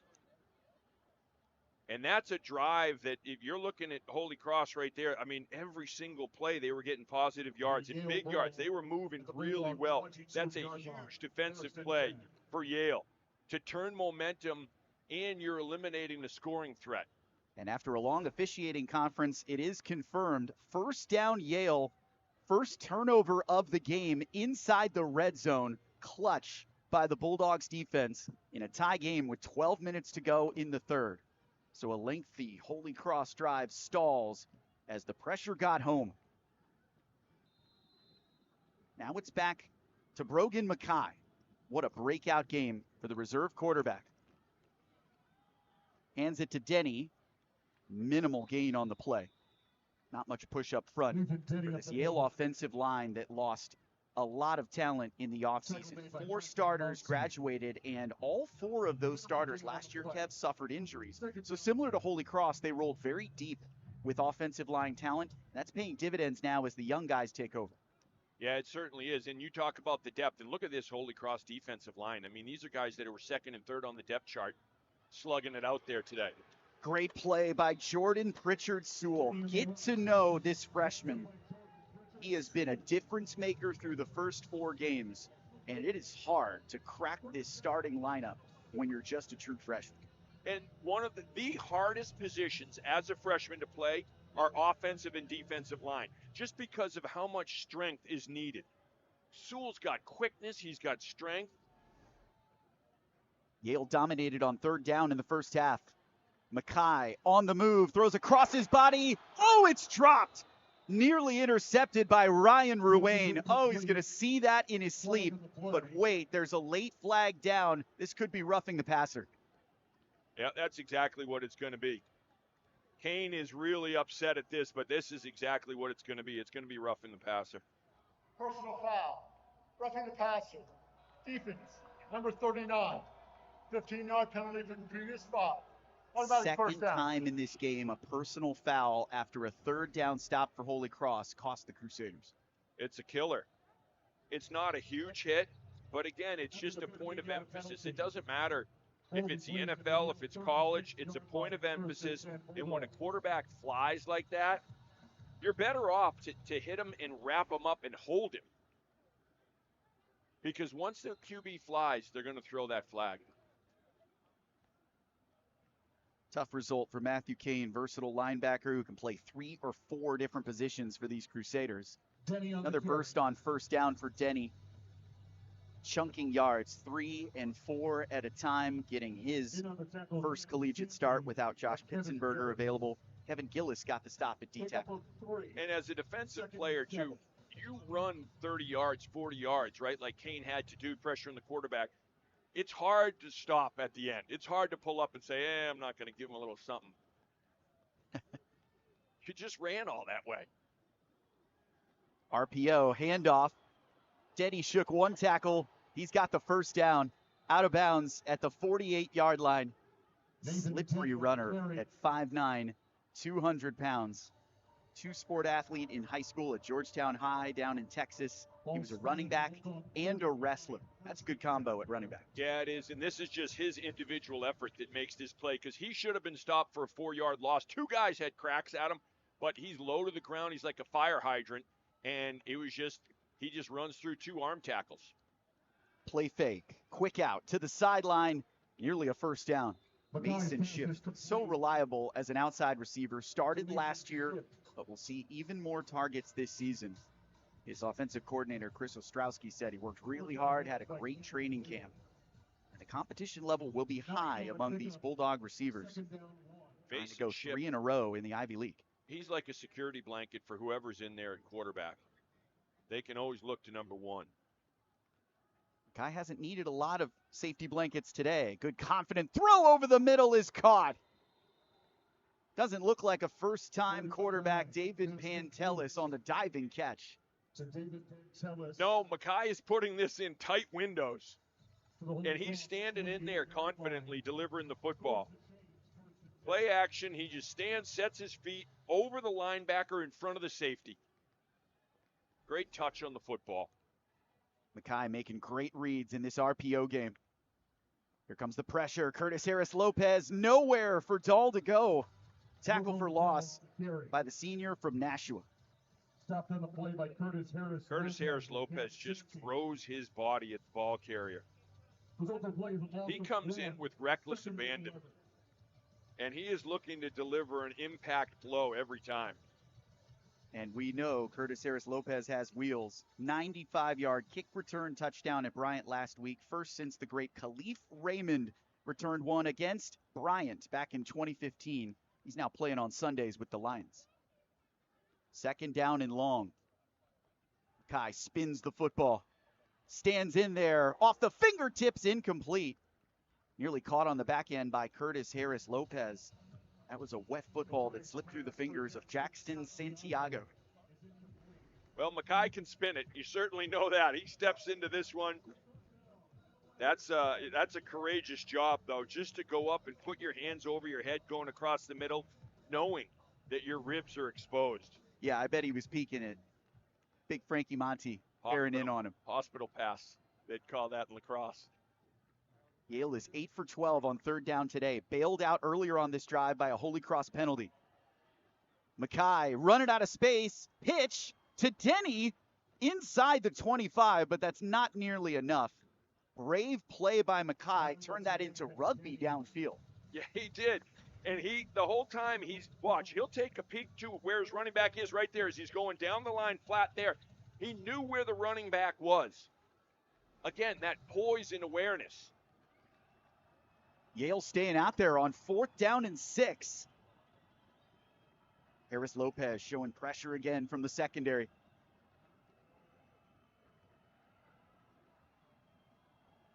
Mackay to the air. Pantelis got it. Touchdown Bulldogs. On 4th down, Yale regains the lead. Oh, it's a great throw. That is a great throw. Pantelis getting his second. Well, man, he's a money receiver. Mackay's looking left the whole time, looking at Pantelis the whole time. It's a seam route, and he delivers it right on time. See, it's just, boom, get it out of your hands quick, over the linebacker, in front of the safety and the cornerback. First collegiate touchdown throw for Brogan Mackay, and it's a 7-point lead for Yale. Back and forth they go, 7:32 to go in the third quarter. 24-17, Yale in front. Cross trying to snap a 3-game losing streak against the Crusaders. An unfortunate update, though, from down on the sidelines. Maria Tribalpiece has spotted the outstanding edge rusher, Will Robinson, with a boot and crutches for Holy Cross. So that defensive line for the Crusaders that's already been slowed by injuries has to fill another hole. Yeah, that's 3 starters. 3 starters out from your defensive line. Holy Cross down a score, has to get back to work offensively. Clairvaux's been a weapon in the return game and the rush game. Squirted through a couple tackles, and he sets up shop for Holy Cross at the 36-yard line with a 29-yard return. All right, Kev. Holy Cross has had the answers offensively. They haven't had the advantage in time of possession. What can Joe Pazanski do to maintain a drive? You do exactly what you did with that opening drive of the second half.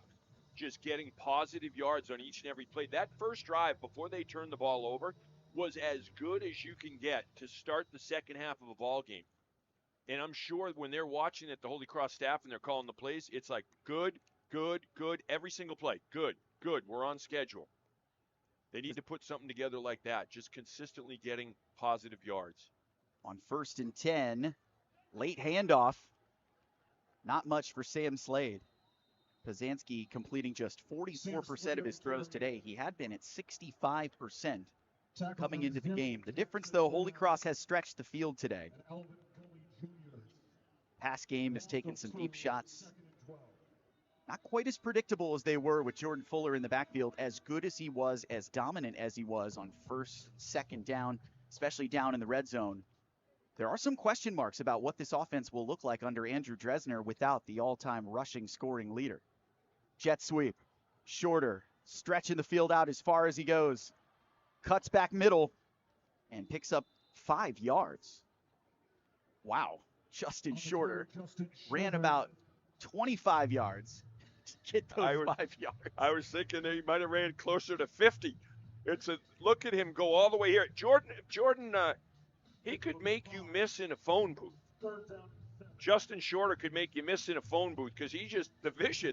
Once you cut back across the grain, you're thinking, oh boy, keep your head up because that's where the pursuit's coming.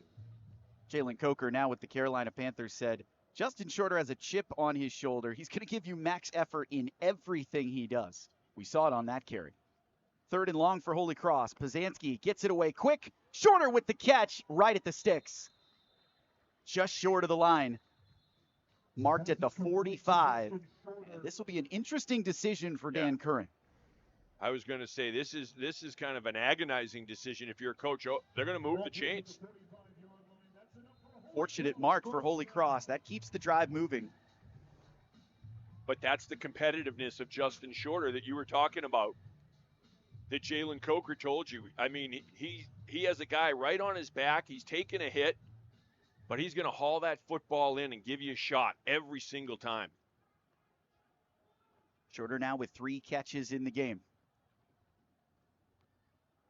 Handoff outside to Sam Slade. Slippery again for 7. Jake Peterson does a great job on the outside of pinning. Watch Jake Peterson, 86, bottom right of your screen. Oh, he comes in. It's actually Cam McNair. Cam McNair, 77, gets a good block, able to neutralize that defensive end, and then Slade can get the corner and use his speed. Slade, one of 5 different ball carriers last week in the game when Jordan Fuller went down. Leading rusher in this game. Play fake. Pazanski all day, signaling downfield. Now has to tuck it, and he's got the first down. Out of bounds at the Yale 44-yard line. This is such a smart play from Joe Pazanski. He knew he was running the whole time. He's pump faking this ball. He's acting like he's going to throw. Watch, max protection. He gets a lot of time. Now he's flushed out. He knows he's going to run it right there, but he's deking the defender. Watch here. When he starts to run, he's pointing. He's giving the, oh, no, I'm going to throw it. I'm going to throw it. He knew he was running the whole time. Great job by Pazanski just to make that defender hold up a second to think I'm going to throw, level off. Joe gets the first down. That pump fake cleared Nathaniel Campbell at linebacker, who got there late after Pazanski made the first down run. Hard yards for Jaden Clairvaux. He can take the punishment. He is a slasher. Puts his foot in the ground and explodes in those short yardage areas. Zarion Jackson-Bass made the tackle. Look at the offensive line. Reach blocking to the right side. Clairvaux just finds the seam, and again, good pad level, and he's running downhill. 2nd and medium for the Crusaders. Good drive developing here in Yale territory. Bulldogs showing blitz. They bring the house. Fumbled on the snap. Pazanski just has to gobble it up. Loss of a yard on the play, but it could have been worse. Yeah, you'll take up. There's a flag late. Let's see. 2 guys got up hot. Who's it going to be on? Joe Pazanski with the ball. Flags on the Joe Pazanski just with a smart play. Just keep possession. But who's guilty of the late flag? Holy Cross arguing, Jaden Clairvaux making his case. Yeah, he's saying he got poked in the eye through the mask.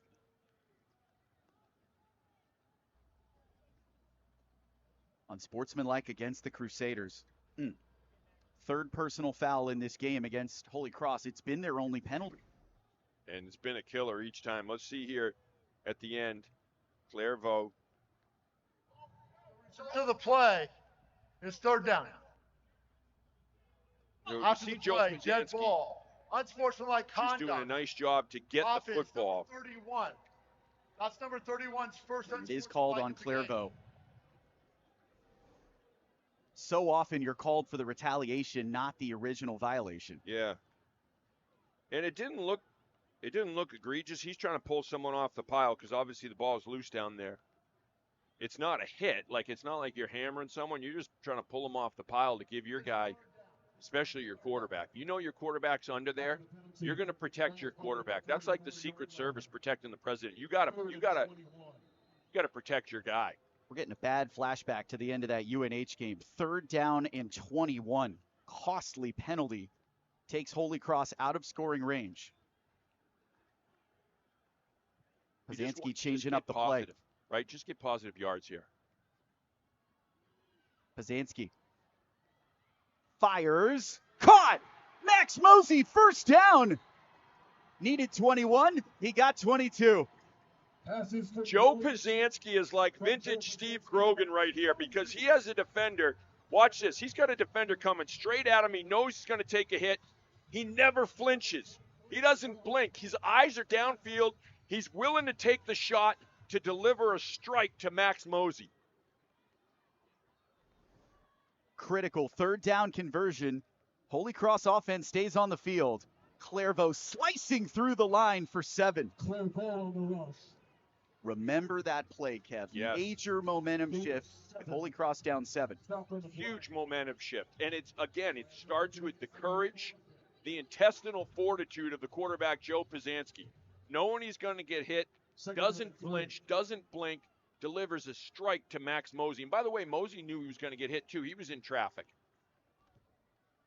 200 yards through the air today for Joe Pazanski. Second and short. Clairvaux got the first down. What you're starting to see now is this Holy Cross offensive line is getting a good push. So Jaden Clairvaux is getting a good 5 yards, 6 yards running head start before he gets touched. He's getting to the second level. He's getting to those linebackers before he gets touched. So he's got a lot of momentum going forward. So even after contact, he's going to get an extra yard or two. Yale defensive coordinator Sean McGowan said Fuller's a heck of a running back, but Clairvaux's been picking up the slack. You could see it at Bryant. Pazanski in trouble, running out of space.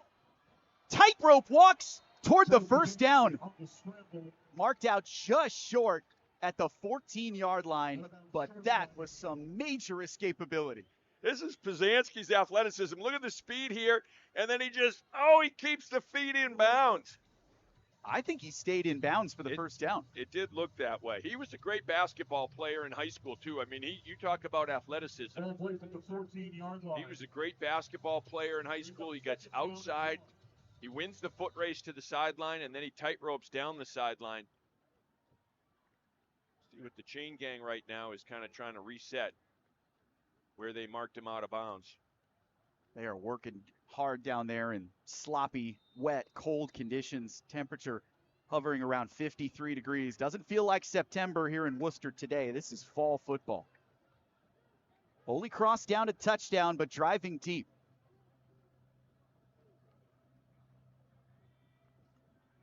Second and short. Slade hopping around in the backfield, right at the line to gain. Sam Slade carries. Good gang tackling there by Yale. Tackled by Ando Kamau. Osize Danian coming up from the secondary. There's a good fight going on between both of these lines because this is hat-on-hat, old-school football. Who's going to win the one-on-one battle? It's like the old board drill. And then Slade able to jump, that jump step to the left, where he clears like 2 yards, and then boom, darts right upfield to get the first down. That's been his best weapon.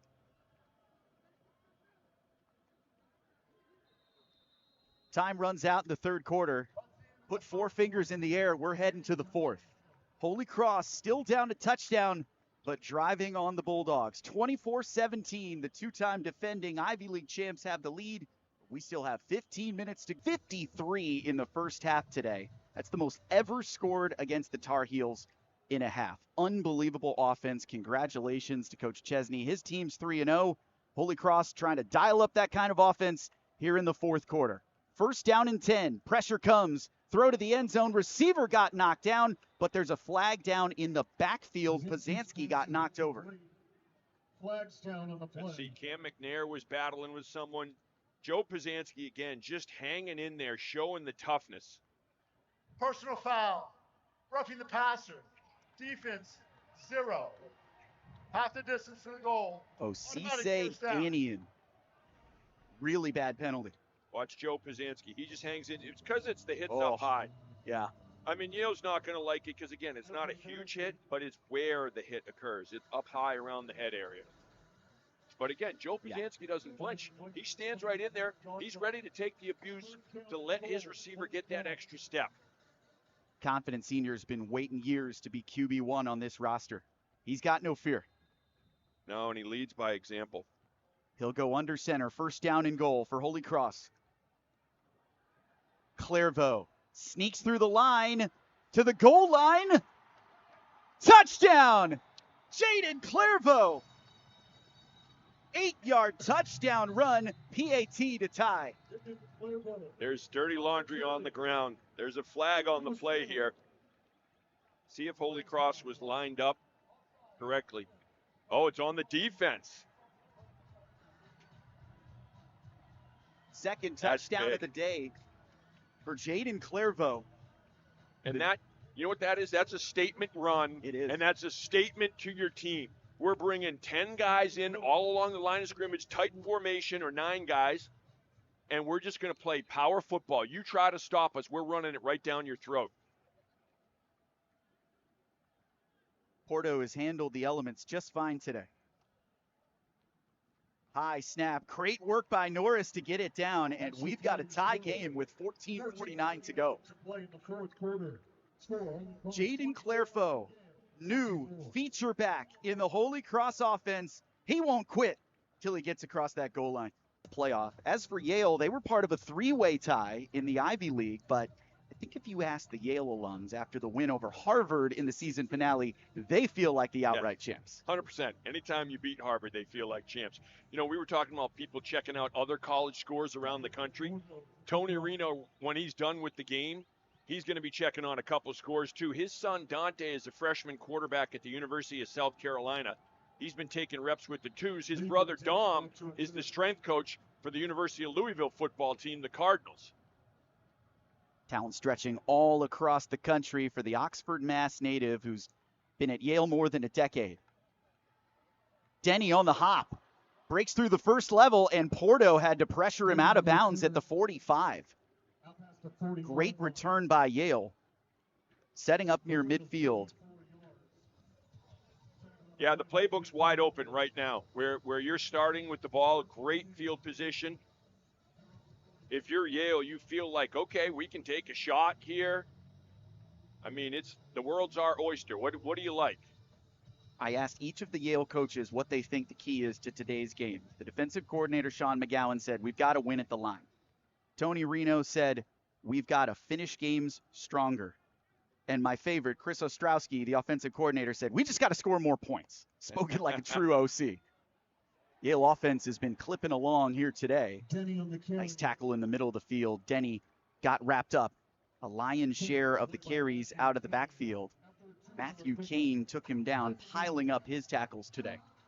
Kane's a fifth-year guy, and you look, he's such a smart player. He diagnoses the play, and he reads the play so quickly, and then he's got great speed to get there.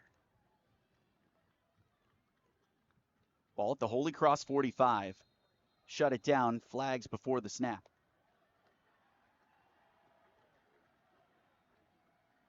All start. Offense. Number 2. That's just the 4th penalty today for Yale. The operation offensively has been good, especially when you consider Brogan Mackay never expected to be playing this game today. Yeah, you think about you're playing your first game of the season, and every coach will say, okay, well, the first game, it takes a while to get going. They lose their starting running back right before the game. They lose their starting quarterback first series, and they don't blink. They've done a great job of stretching the field sideline to sideline. Offense looks like it's going to move the ball again in the Ivy League this year. Around right side, it's Denny off the RPO. Gain of 6 on the play. Great speed by Denny to get to the outside. Good pursuit by that second level of the Holy Cross defense. And it was a good fake, too. Mackay did hold the fake well. Took a little clutching and grabbing downfield there by Chase Nenad. There was some holding on the outside. Flag stays in the pocket. Critical 3rd down and 4 near midfield in a tie game. Mackay stands tall. Throws it long. Incomplete. Pantelis laid out. 4th down Yale. Mackay hung in there as long as he possibly could. There was some heat coming. And it takes a while for Pantel to get clear of the defense and just get a little separation. And you got to throw this ball. Mackay had to throw that ball really early. Had a step on Shizamazaribo, but Mackay couldn't connect. Great stop for the Holy Cross defense. They were bullied on 3rd down back in the 1st and 2nd quarters. Seamus Florio to boot it away. Good clean kick. Fair catch, shorter at his own 9. And we'll take it to the break. A fourth consecutive win against the Yale Bulldogs, two-time defending champs in the Ivy League. This has been a good one. 13:15 to go in the fourth quarter. Nothing's been decided yet. I'm Kevin Gale, standing alongside Kevin Shea. We're high atop Fitton Field as the rain continues to fall. Maria Tribalpiece working hard on the sideline in her farewell to the Patriot League game. We'll miss you, Maria. First down and 10 for Pazanski, backed up at his own 15-yard line after a 37-yard Yale punt. Toss. Sam Slade. Pickup of 1.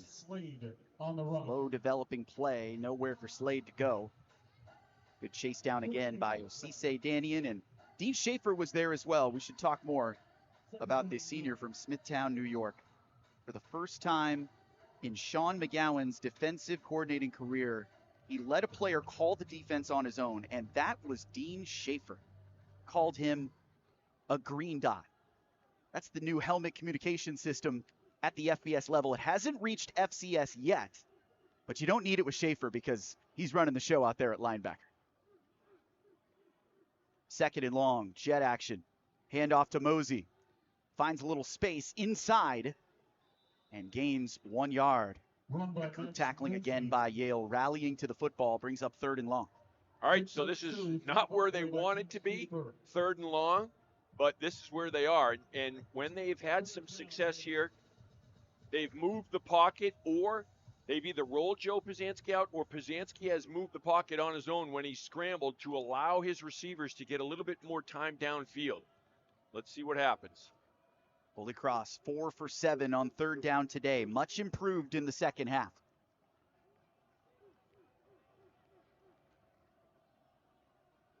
Pazanski going to the air, deep down the stripe, incomplete, off the fingertips of Mosey. Step for step with Sean Guyton, top cornerback. Wow, that was close. First of all, it's great blocking up front for Holy Cross. They pick up the blitz. They do a great job with it. And then Guyton shows you why he is their top defensive back. He's got speed, but he's got the instincts. He's running with the receiver, but his head is turned around. He's watching the quarterback. He's watching the ball. Guyton may have had the biggest shoes to fill. Wande Owens, the transfer to UNH, now playing safety for the Wildcats, was an all-Ivy corner last year. We saw him 2 weeks ago here with UNH. He'll be playing on Sundays. Norris got bumped after his kick. Another good hop for Holy Cross. Out across the 45-yard line. So that'll open up a little breathing room for the Crusaders, but nice position near midfield after the 29-yard punt for Yale. Still tied with 11:34 battling with the two-time defending Ivy League champs. This is always a tone-setter game each and every season for both of these programs meeting in non-conference play. On 1st and 10, RPO, quick out. Nice easy grab by Mason Ship. He's close to the sticks. Give him 11, first down Yale. Yeah, that's a well-executed play. It's a shorter throw. It's a high percentage throw, but you're getting it to one of your top receivers. 10 yards, move the sticks. And all you're thinking there is, dude, let's just get positive. We can get 5 or 6 yards. We're good with that. They end up getting 11. Things have tightened up defensively, Kev. A couple 3-and-outs for both defenses. Holy Cross trying to string 2 together, but not after that first down play. Stretch play all the way around the edge. Tremendous pursuit by Cam Santee. He sniffed it out. Cam Santee is just, he was a safety in high school, and then he moved down to linebacker. But you see the speed and the instincts here, because he was crashing in, coming off the edge, crashing in there, and then he stopped, put his foot in the ground, and he's able to keep pace with a running back.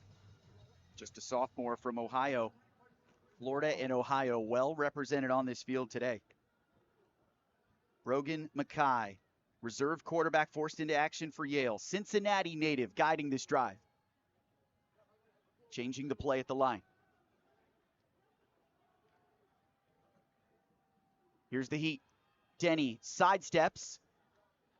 Dragged down by Matthew Kane. Got 2 hands full of that jersey. No gain for Denny. Wow. This is just, it's an inside zone run, and Matthew Kane came up, and he delivered a blow at the point of attack. See, it looks like there's some space there, but then Matthew Kane steps in, and he brings the hammer.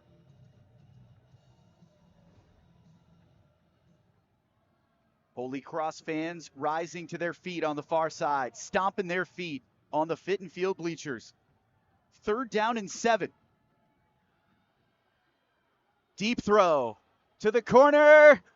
Pantelis fell down, no flag. Chisholm Azaribo back in coverage. And Matt Kane got to the quarterback.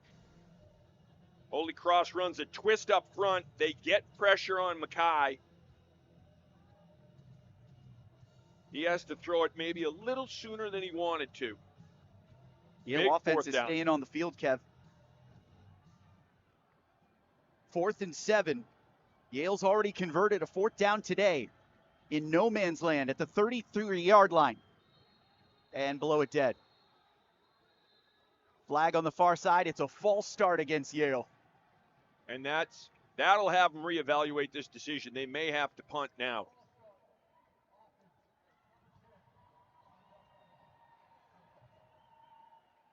They were in a spot on the field at the 32-yard line where you're like, okay, well, how much really are we going to pick up if we punt?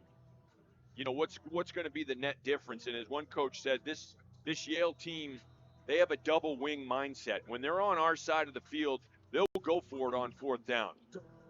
Costly mistake there at wideout. The senior, David Pantelis, top target in this offense. Started early, and that forces the punt. Seamus Florio back out there. Justin Shorter standing at his own 10. This will have to be a pinpoint punt, and now Holy Cross calls its first timeout of the second half. Well, this is both coaches just wanting to make sure that they have what they want out on the field. Let's step aside. 9:40 to play. Still no difference between Yale and Holy Cross. 4th quarter at Holy Cross. Yale and the Crusaders tied up at 24. Short day for Grant Jordan. Completed 2 passes, then suffered an injury in his first collegiate start. Brogan Mackay fills in beautifully as the reserve quarterback. Joe Pazanski stretching the field. Max Warren from way out, cashing in a big play, and we go back to action here. Yale getting set to punt it, looking to pin Holy Cross deep. Off a Holy Cross timeout. Wondering if Dan Curran saw a little fake action again. High punt. Nothing Shorter can do back at his own 9-yard line. So we got a quick look at the action so far, Kev. It was clear that the offenses were running wide open back in the first half. You look at the last 4 drives in this game, the tone has completely changed. What's the defense doing better? Well, this is the championship rounds. This is like a heavyweight fight. It's 2 fighters giving a punch, taking a punch. What they've done is they've made some adjustments at the half. Both defenses have made some adjustments at the half. And right now, in terms of the chess game, they're winning that chess game, both in alignment and in execution. Long way to go for Joe Pazanski, starting this drive at his own 9-yard line. Would love to stretch the field again to a guy like Max Warren. Instead, it's a handoff to Jaden Clairvaux, who's established himself as the lead back today. Gain of 3 yards on 1st down. Holy Cross will take that. What they're looking for now is one of those long ball control, clock-killing drives. They had them at Bryant. If they can dial one up here with 9:14 to play and the clock continuing to run, obviously you got to get points at the end of it in a tie game, but what they want is one of those let's just kill the clock here. Take their soul, as they say. Holy Cross had one of those drives in the 3rd quarter today. 14 plays, 65 yards for Jaden Clairvaux's 2nd touchdown of the day. No hurry here for the Crusaders. 2nd and 7. High snap. Kept alive by Pazanski. And 1 yard. Clairvaux again. On the stop, Dean Schaefer. 3rd down and 6. Dean Schaefer on the tackle again. 3rd down and 6. Well, here you go. This is a big play. Sam Slade coming into the backfield here. He's your 3rd down back. Great hands. They're gonna split him out as a wide receiver. Empty set. There's a lot you can do with Slade in the slot. In motion now. Pazanski going to the air. Incomplete. Dropped by Jacob Peterson. Looked like Sean Guyton got a hand in there. Great defense by Guyton. It's a great play call. Holy Cross has 3 receivers at the top of the screen on your right. They motion Sam Slade to bring the defense over there, and they get what they want, right? They got one-on-one coverage with Peterson on the defensive back, Guyton, and Guyton just breaks on the football. He stays right in the hip pocket of the tight end, breaks on the football, and breaks it up. That's the third 3-and-out combined in the last 4 drives for the Crusaders and Bulldogs defenses. They are setting a tone late. Norris has been busy. And this went off the side of his foot. Not a good punt. And this is going to be very costly for Holy Cross.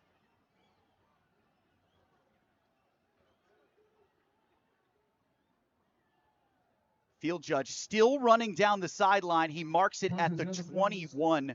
It's a punt of 11 yards. Yale in striking distance. Tie game. Today, Yale takes over already in field goal range, tied up with 8:01 to go. Ball at the 21. Play fake. Shot to the end zone. One-handed grab. Down to the 1-yard line. Ship dragged it in. What an incredible catch because Mackay took a shot. Jake Jarmalowicz had a perfectly timed blitz. He came in from the outside. I mean, he was like a locomotive, Jarmalowicz. Never broke stride. Hit Mackay. Mackay delivers it. What a one-handed grab. Wow. At the 1-yard line, 1st and goal. Shut it down. Yale Mackay says it's Holy Cross. Wow, Ship. What an incredible catch by Ship. Incredible catch.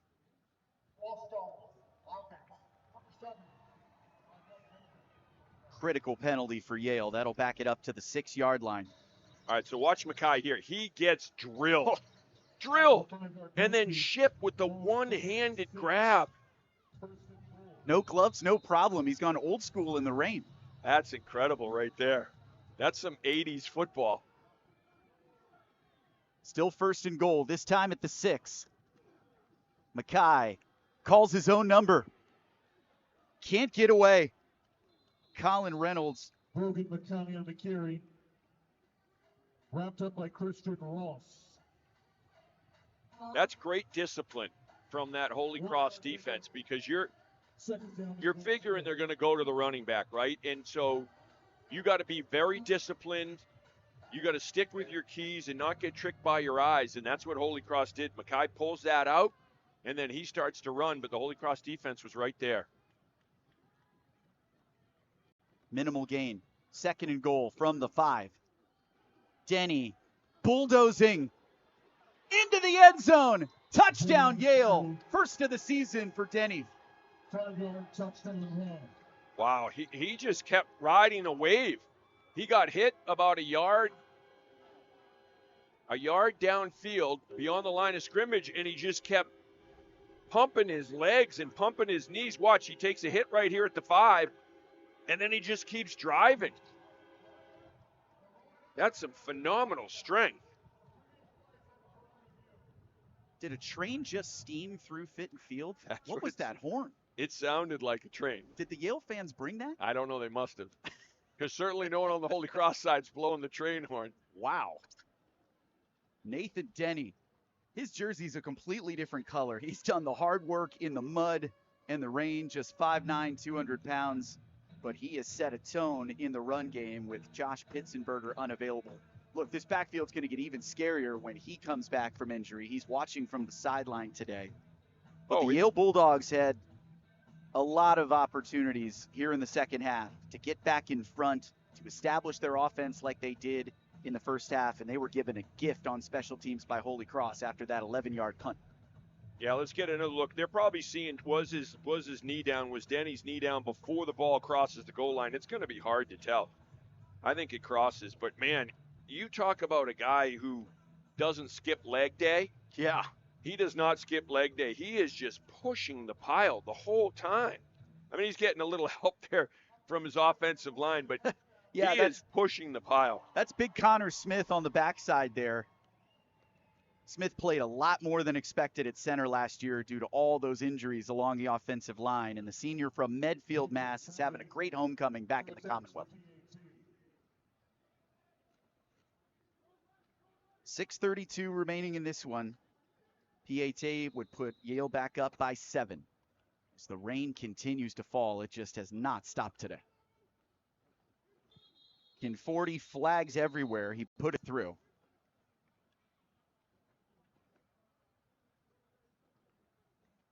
It's gotten quiet here at Fitton Field. Another close finish coming for the Crusaders.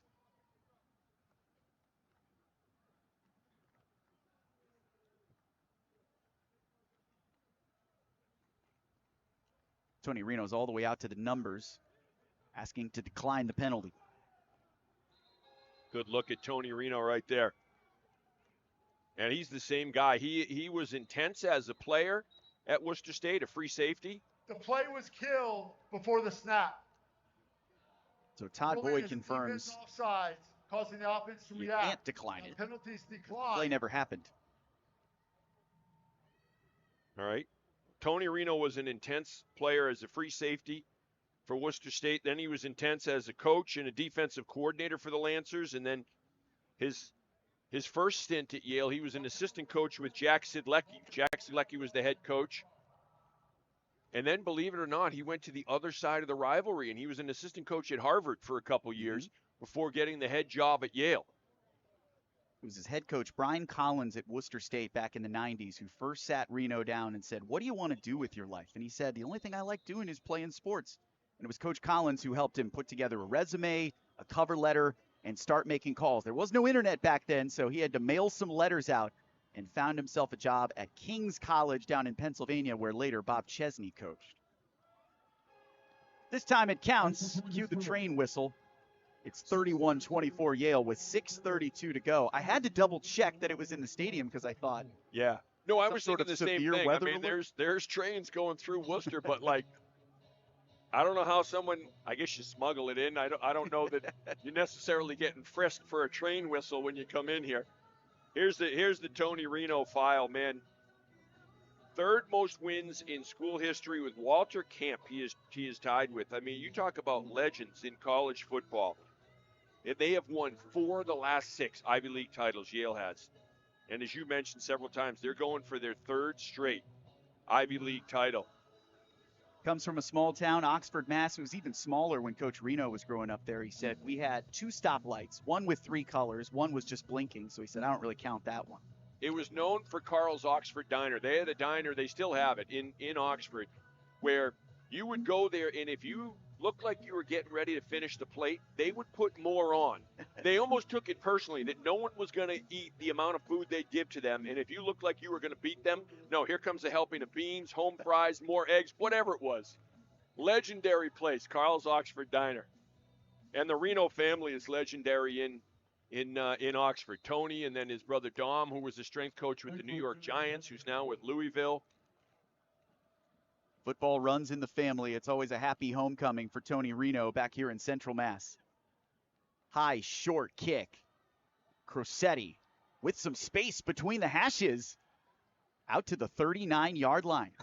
So Yale gives a little field position back to Holy Cross. Crusaders down 7 with 6:25 to go. And these are the moments that Dan Curran's been waiting for. Close game late. 2 of them didn't go their way at URI and here at home against UNH. How can they make the difference today? Well, I'm sure this is what Coach Curran's saying to the guys. He's saying, first and foremost, look, there's plenty of time. We have 6.5 minutes to play in this game.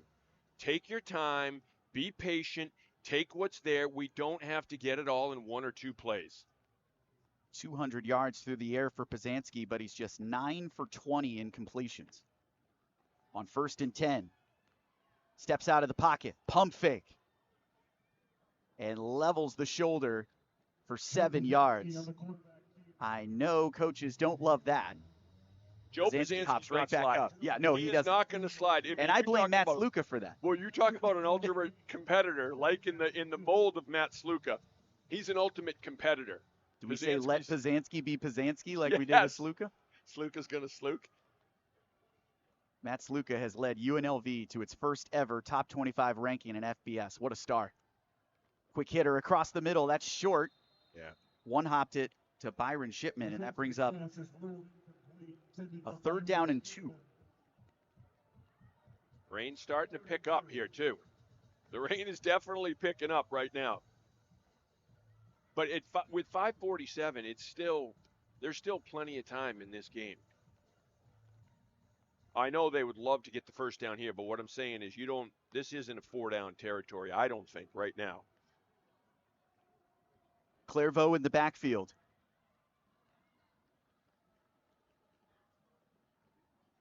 Posanski saw exactly what Abu Kamara was trying from the edge. Up from his DB spot. Here he comes. Low throw, shorter, couldn't dig it up. Incomplete. 4th down and 2 near midfield, and with 5:42 to go, does Holy Cross want to go for it? Let's see. I'm sure the fans would love to go for it. You know the offense wants to go. Joe Posanski's saying go, because they have confidence in themselves. They want to go for it. It looks like Dan Kern's saying, you want it, you got it, let's go. I got confidence in you too.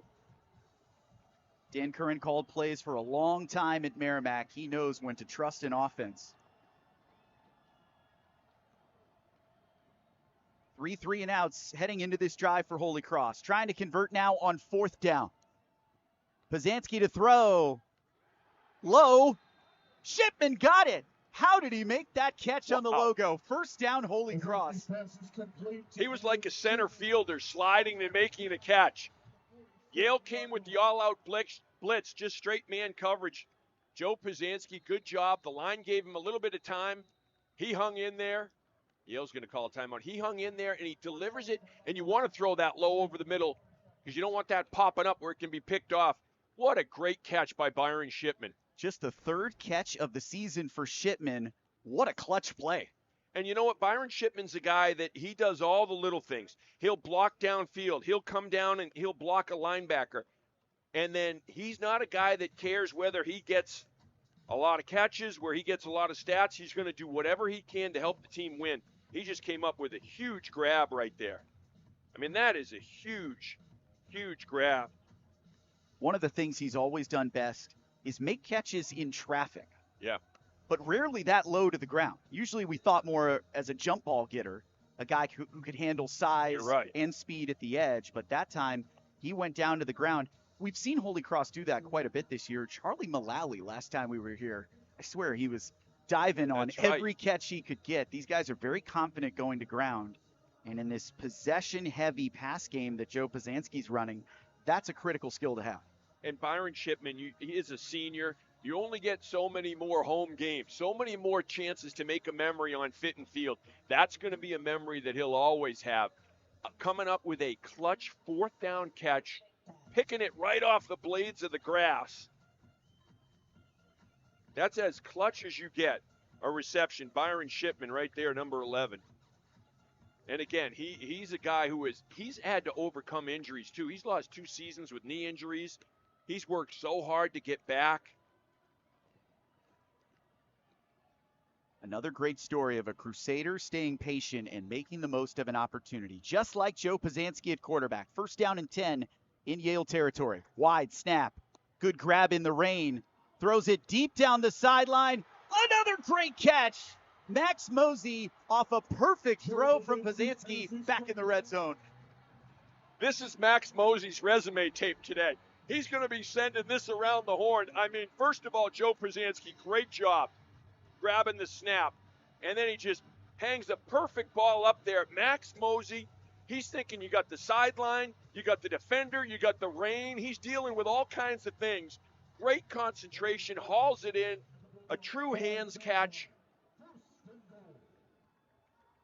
42-yard grab in the pouring rain. Wettest conditions we've seen today.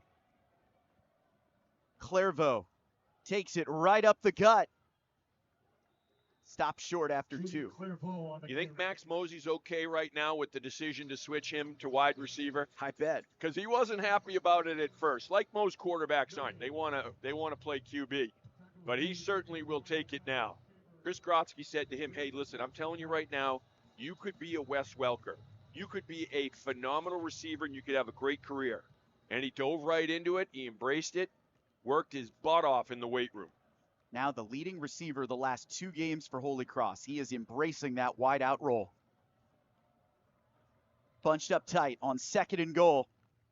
Clairvaux spins, reaches. He's short.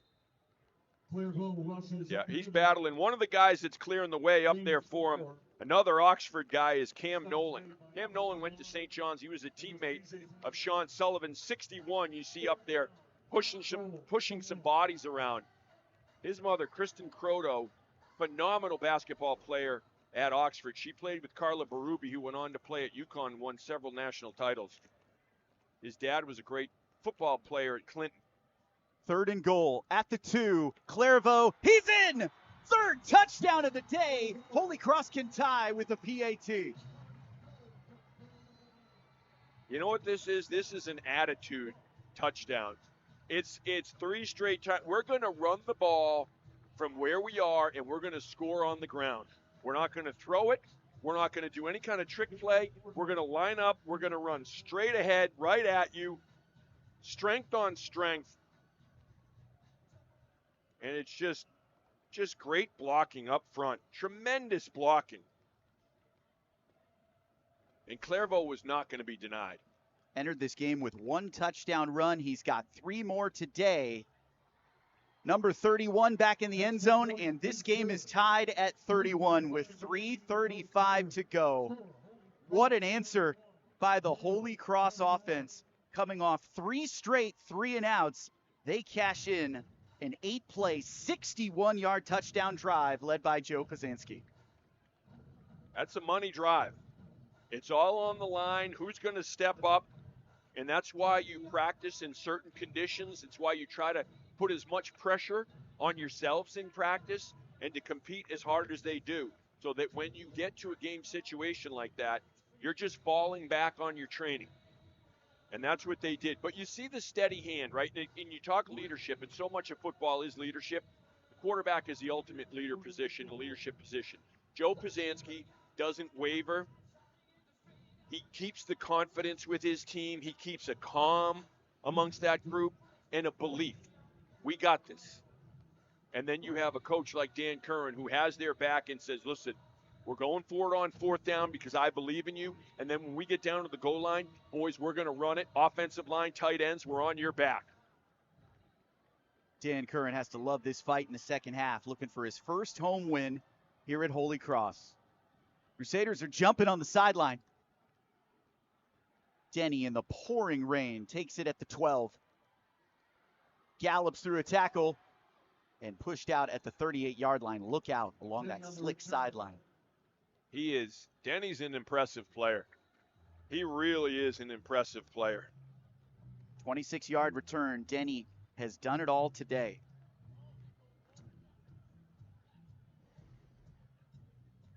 Here it is. Return right.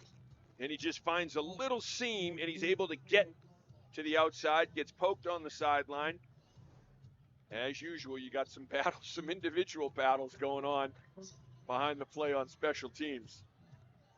Denny, the leading rusher, with 75 yards. He's going to get a breather as Wilhelm Dahl will stand alongside reserve quarterback Brogan Mackay, who's shown he can start for the Dogs. Holy Cross has the 2 high safeties. They want to keep it all in front of them. Pressure from Matthew Kane. Caught at the 40. Crusaders trying to rip that ball out of there. No whistle. Good stick-to-itiveness by Jackson Santiago. He's playing tug-of-war there with Frankie Monty. And turned it into a 9-yard gain. Now they'll call it 10 and a first down. Yeah, I'm surprised there was no whistle on this play. Because normally once the second guy comes in and then you see kind of the momentum stop, but they let this go, and that's a great job to hold on to that football. Yale right back at midfield.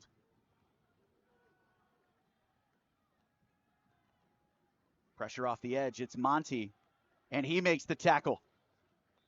Wilhelm Dahl on the carry. Wow. Dahl with a pickup of 2 yards, but did you see that pursuit of Frankie Monty? It was almost, They threw a late flag. It almost looked like a cross body block. I don't know what it's going to be on Holy Cross. Frankie Monty's got 14 tackles today. Incredible.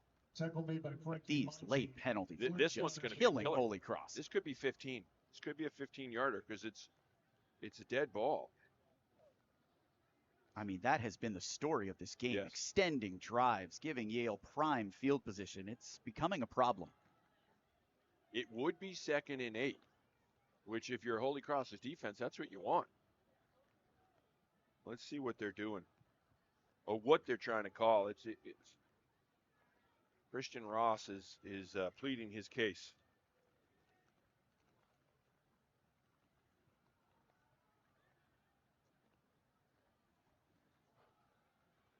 After the play, dead ball, personal foul.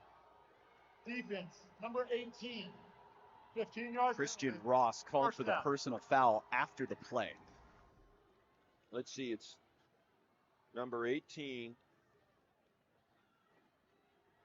He's just rolling him off his guy. Are you kidding me? No, you can't make that call. You can't make that call. 2.5 minutes to go in a game. Wow. He's rolling him off his guy. It wasn't even a forceful push. A gift to Yale.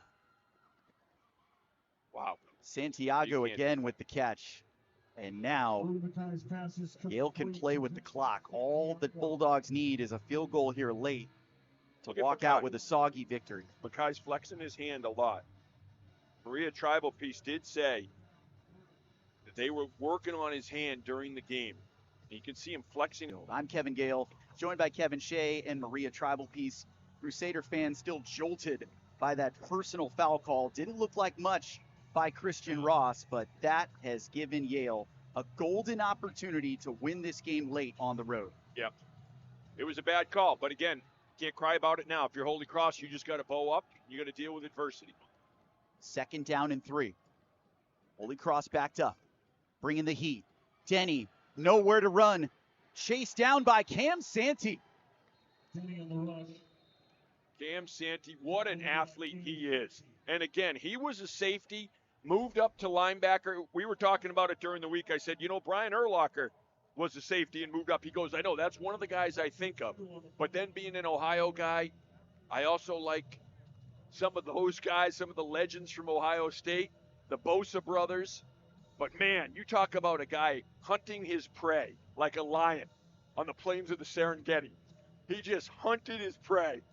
And best of all, Kev, he made the tackle inbounds, so he forced Good Yale point. to take a time out there first of the second half. Big 3rd down. Where you are right now on the field, you got, if you're Yale, I don't think they'd kick from here. I think they'd go for it on 4th down. Well, that's an interesting story to keep an eye on. Nick Conforti, the kicker for Yale, just made his first career kick earlier in this game from 40. That was in similar conditions with the rain falling. He later missed from further out after Dan Curran sniffed out what looked to be a successful field goal fake from about 46 yards. And Conforti was forced to go back out there, and he never had a chance on the follow-up. And this would be a 50-yarder from where we are now. But again, you still got a big play here. Biggest 3rd down of the game. Yale is 8 for 15 on 3rd down today.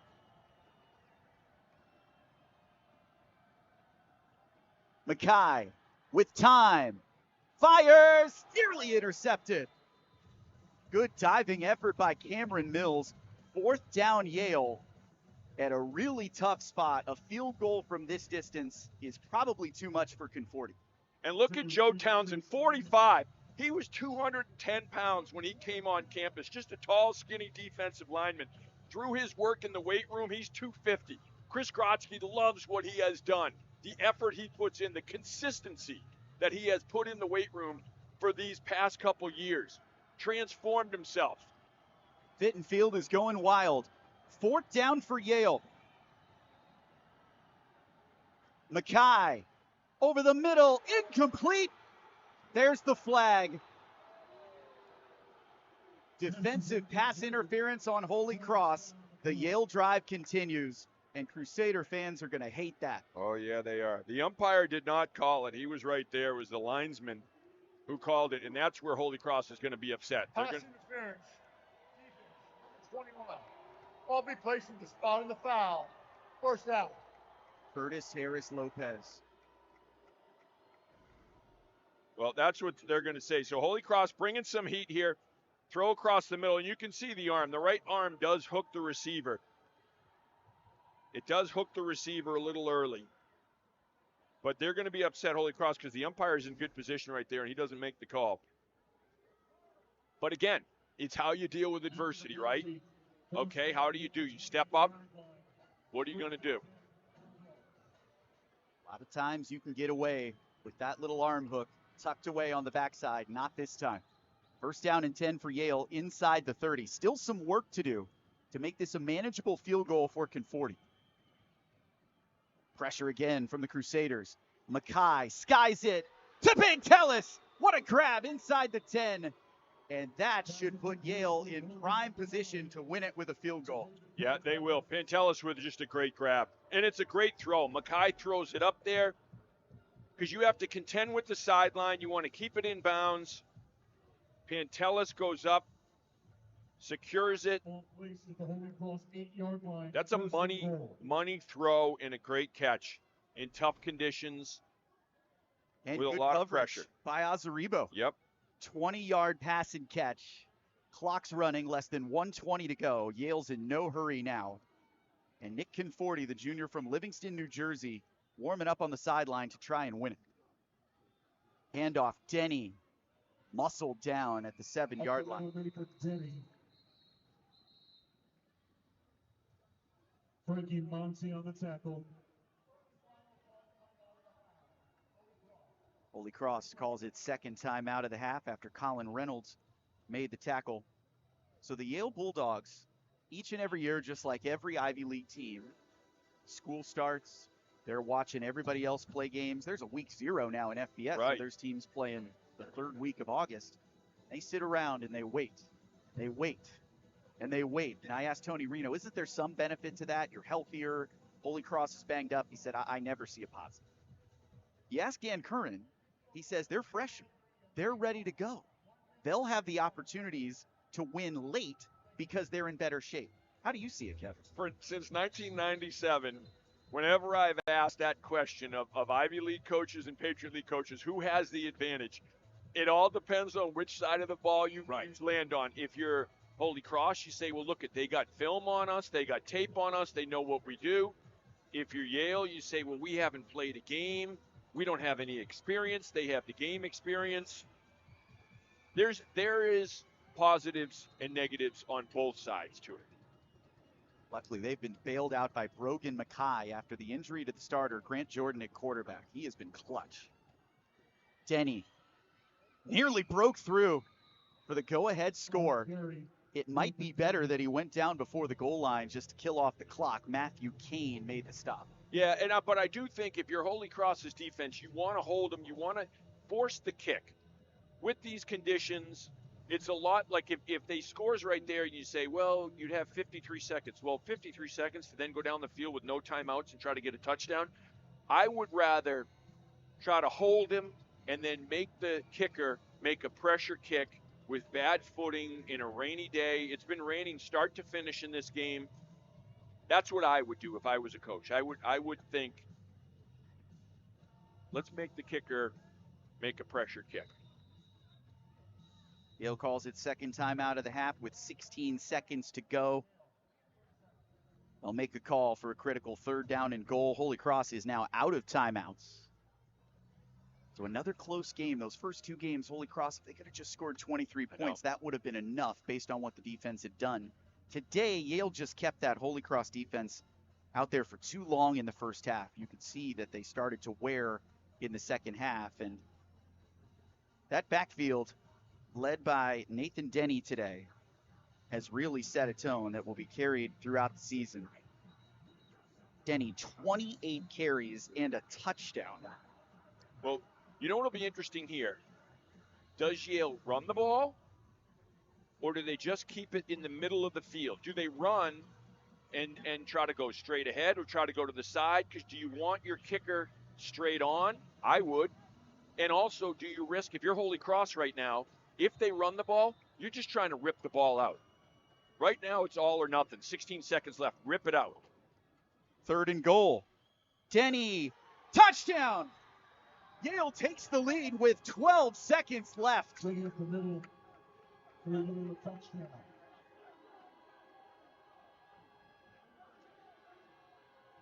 Well, for Yale, man, that's an exclamation point. This is going to be a big win for the Bulldogs. Big win for Tony Reno, and a happy ride back to Sturbridge tonight. Just straight ahead there. And there you go. So it's just an inside zone run. And he gets into the land of 6, and that's going to ice it here with 12 seconds left. Extra point makes it a 7-point game, and we have found the train whistles. They are coming from the Yale sideline. They've got one assistant coach holding one. There you see. And then they've got a second that they hand to the player who scored, and that's Denny after his second of the game. He was going wild with that whistle. How about a little love from a teammate? That's big Benny Anderson, the 305-pounder from U-City in Missouri. A lot to celebrate for Yale. They had to wait patiently for game number 1. And with just 12 seconds left, they feel like they may have done enough to win this. You know, one thing Tony Reno said about this team, I said, how do you like this team? And they call their team by the year. This is team 151. He said, you know what I really like about this team? He goes, I can kind of tell how we're going to be a little bit by how quickly do these guys turn the page after winning a championship. He said, you know, last year we kind of had a little hangover there after we won the championship the previous year. This year, these guys turned the page right away. There's Tony Reno celebrating with his guys. But he said they turned the page right away, and that was in the past. That was ancient history, and it was about getting better, and it was about a focus on this season. Brogan Mackay, what a day. 18 completions for 217 yards. He threw a touchdown. He ran for a touchdown, and we may have a quarterback controversy in New Haven. Grant Jordan, unfortunately, injured on the very first drive of the game. He completed both of his passes he attempted, looked sharp in the run-pass option, but his day ended quickly. Last gasp for Holy Cross. Crosetti wisely takes the fair catch. No time off the clock, 12 seconds left, and Pazanski's got to uncork some big throws now. Well, Yale was the preseason pick to win the Ivy League, and you can see why. It's a complete football team. You look at the depth, and you talked about it now. Do you have a quarterback controversy, right? Like, the depth at every position. Running back, they lose some guys, doesn't matter. Quarterback, you lose your starter, doesn't matter. You know, the guys on the line, I mean, this is a deep, deep football team. So right now, Joe Pazanski's going to look, get something quickly out of bounds. Get down the field, maybe 10, 15 yards, get out of bounds. Give yourself a shot to throw a Hail Mary.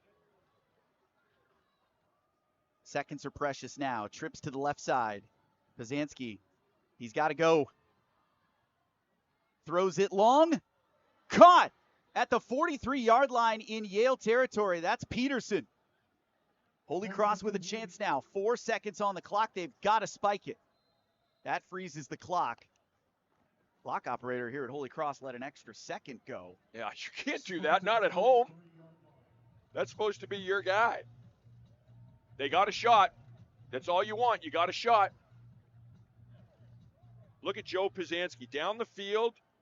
Hits Peterson.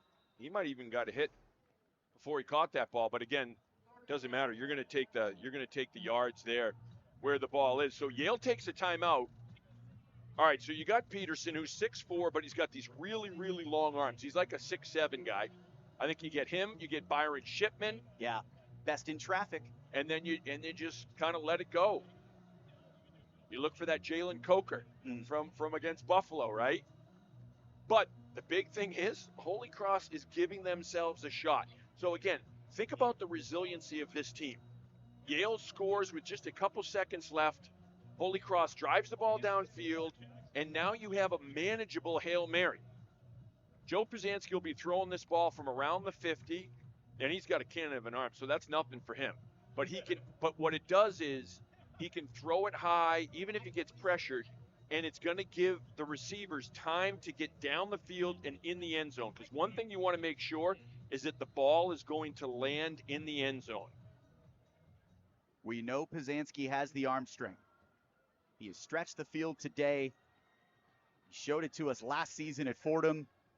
Now, looking for a prayer to be answered on an obvious Hail Mary down with 2 seconds left. Last chance for Holy Cross, down 7.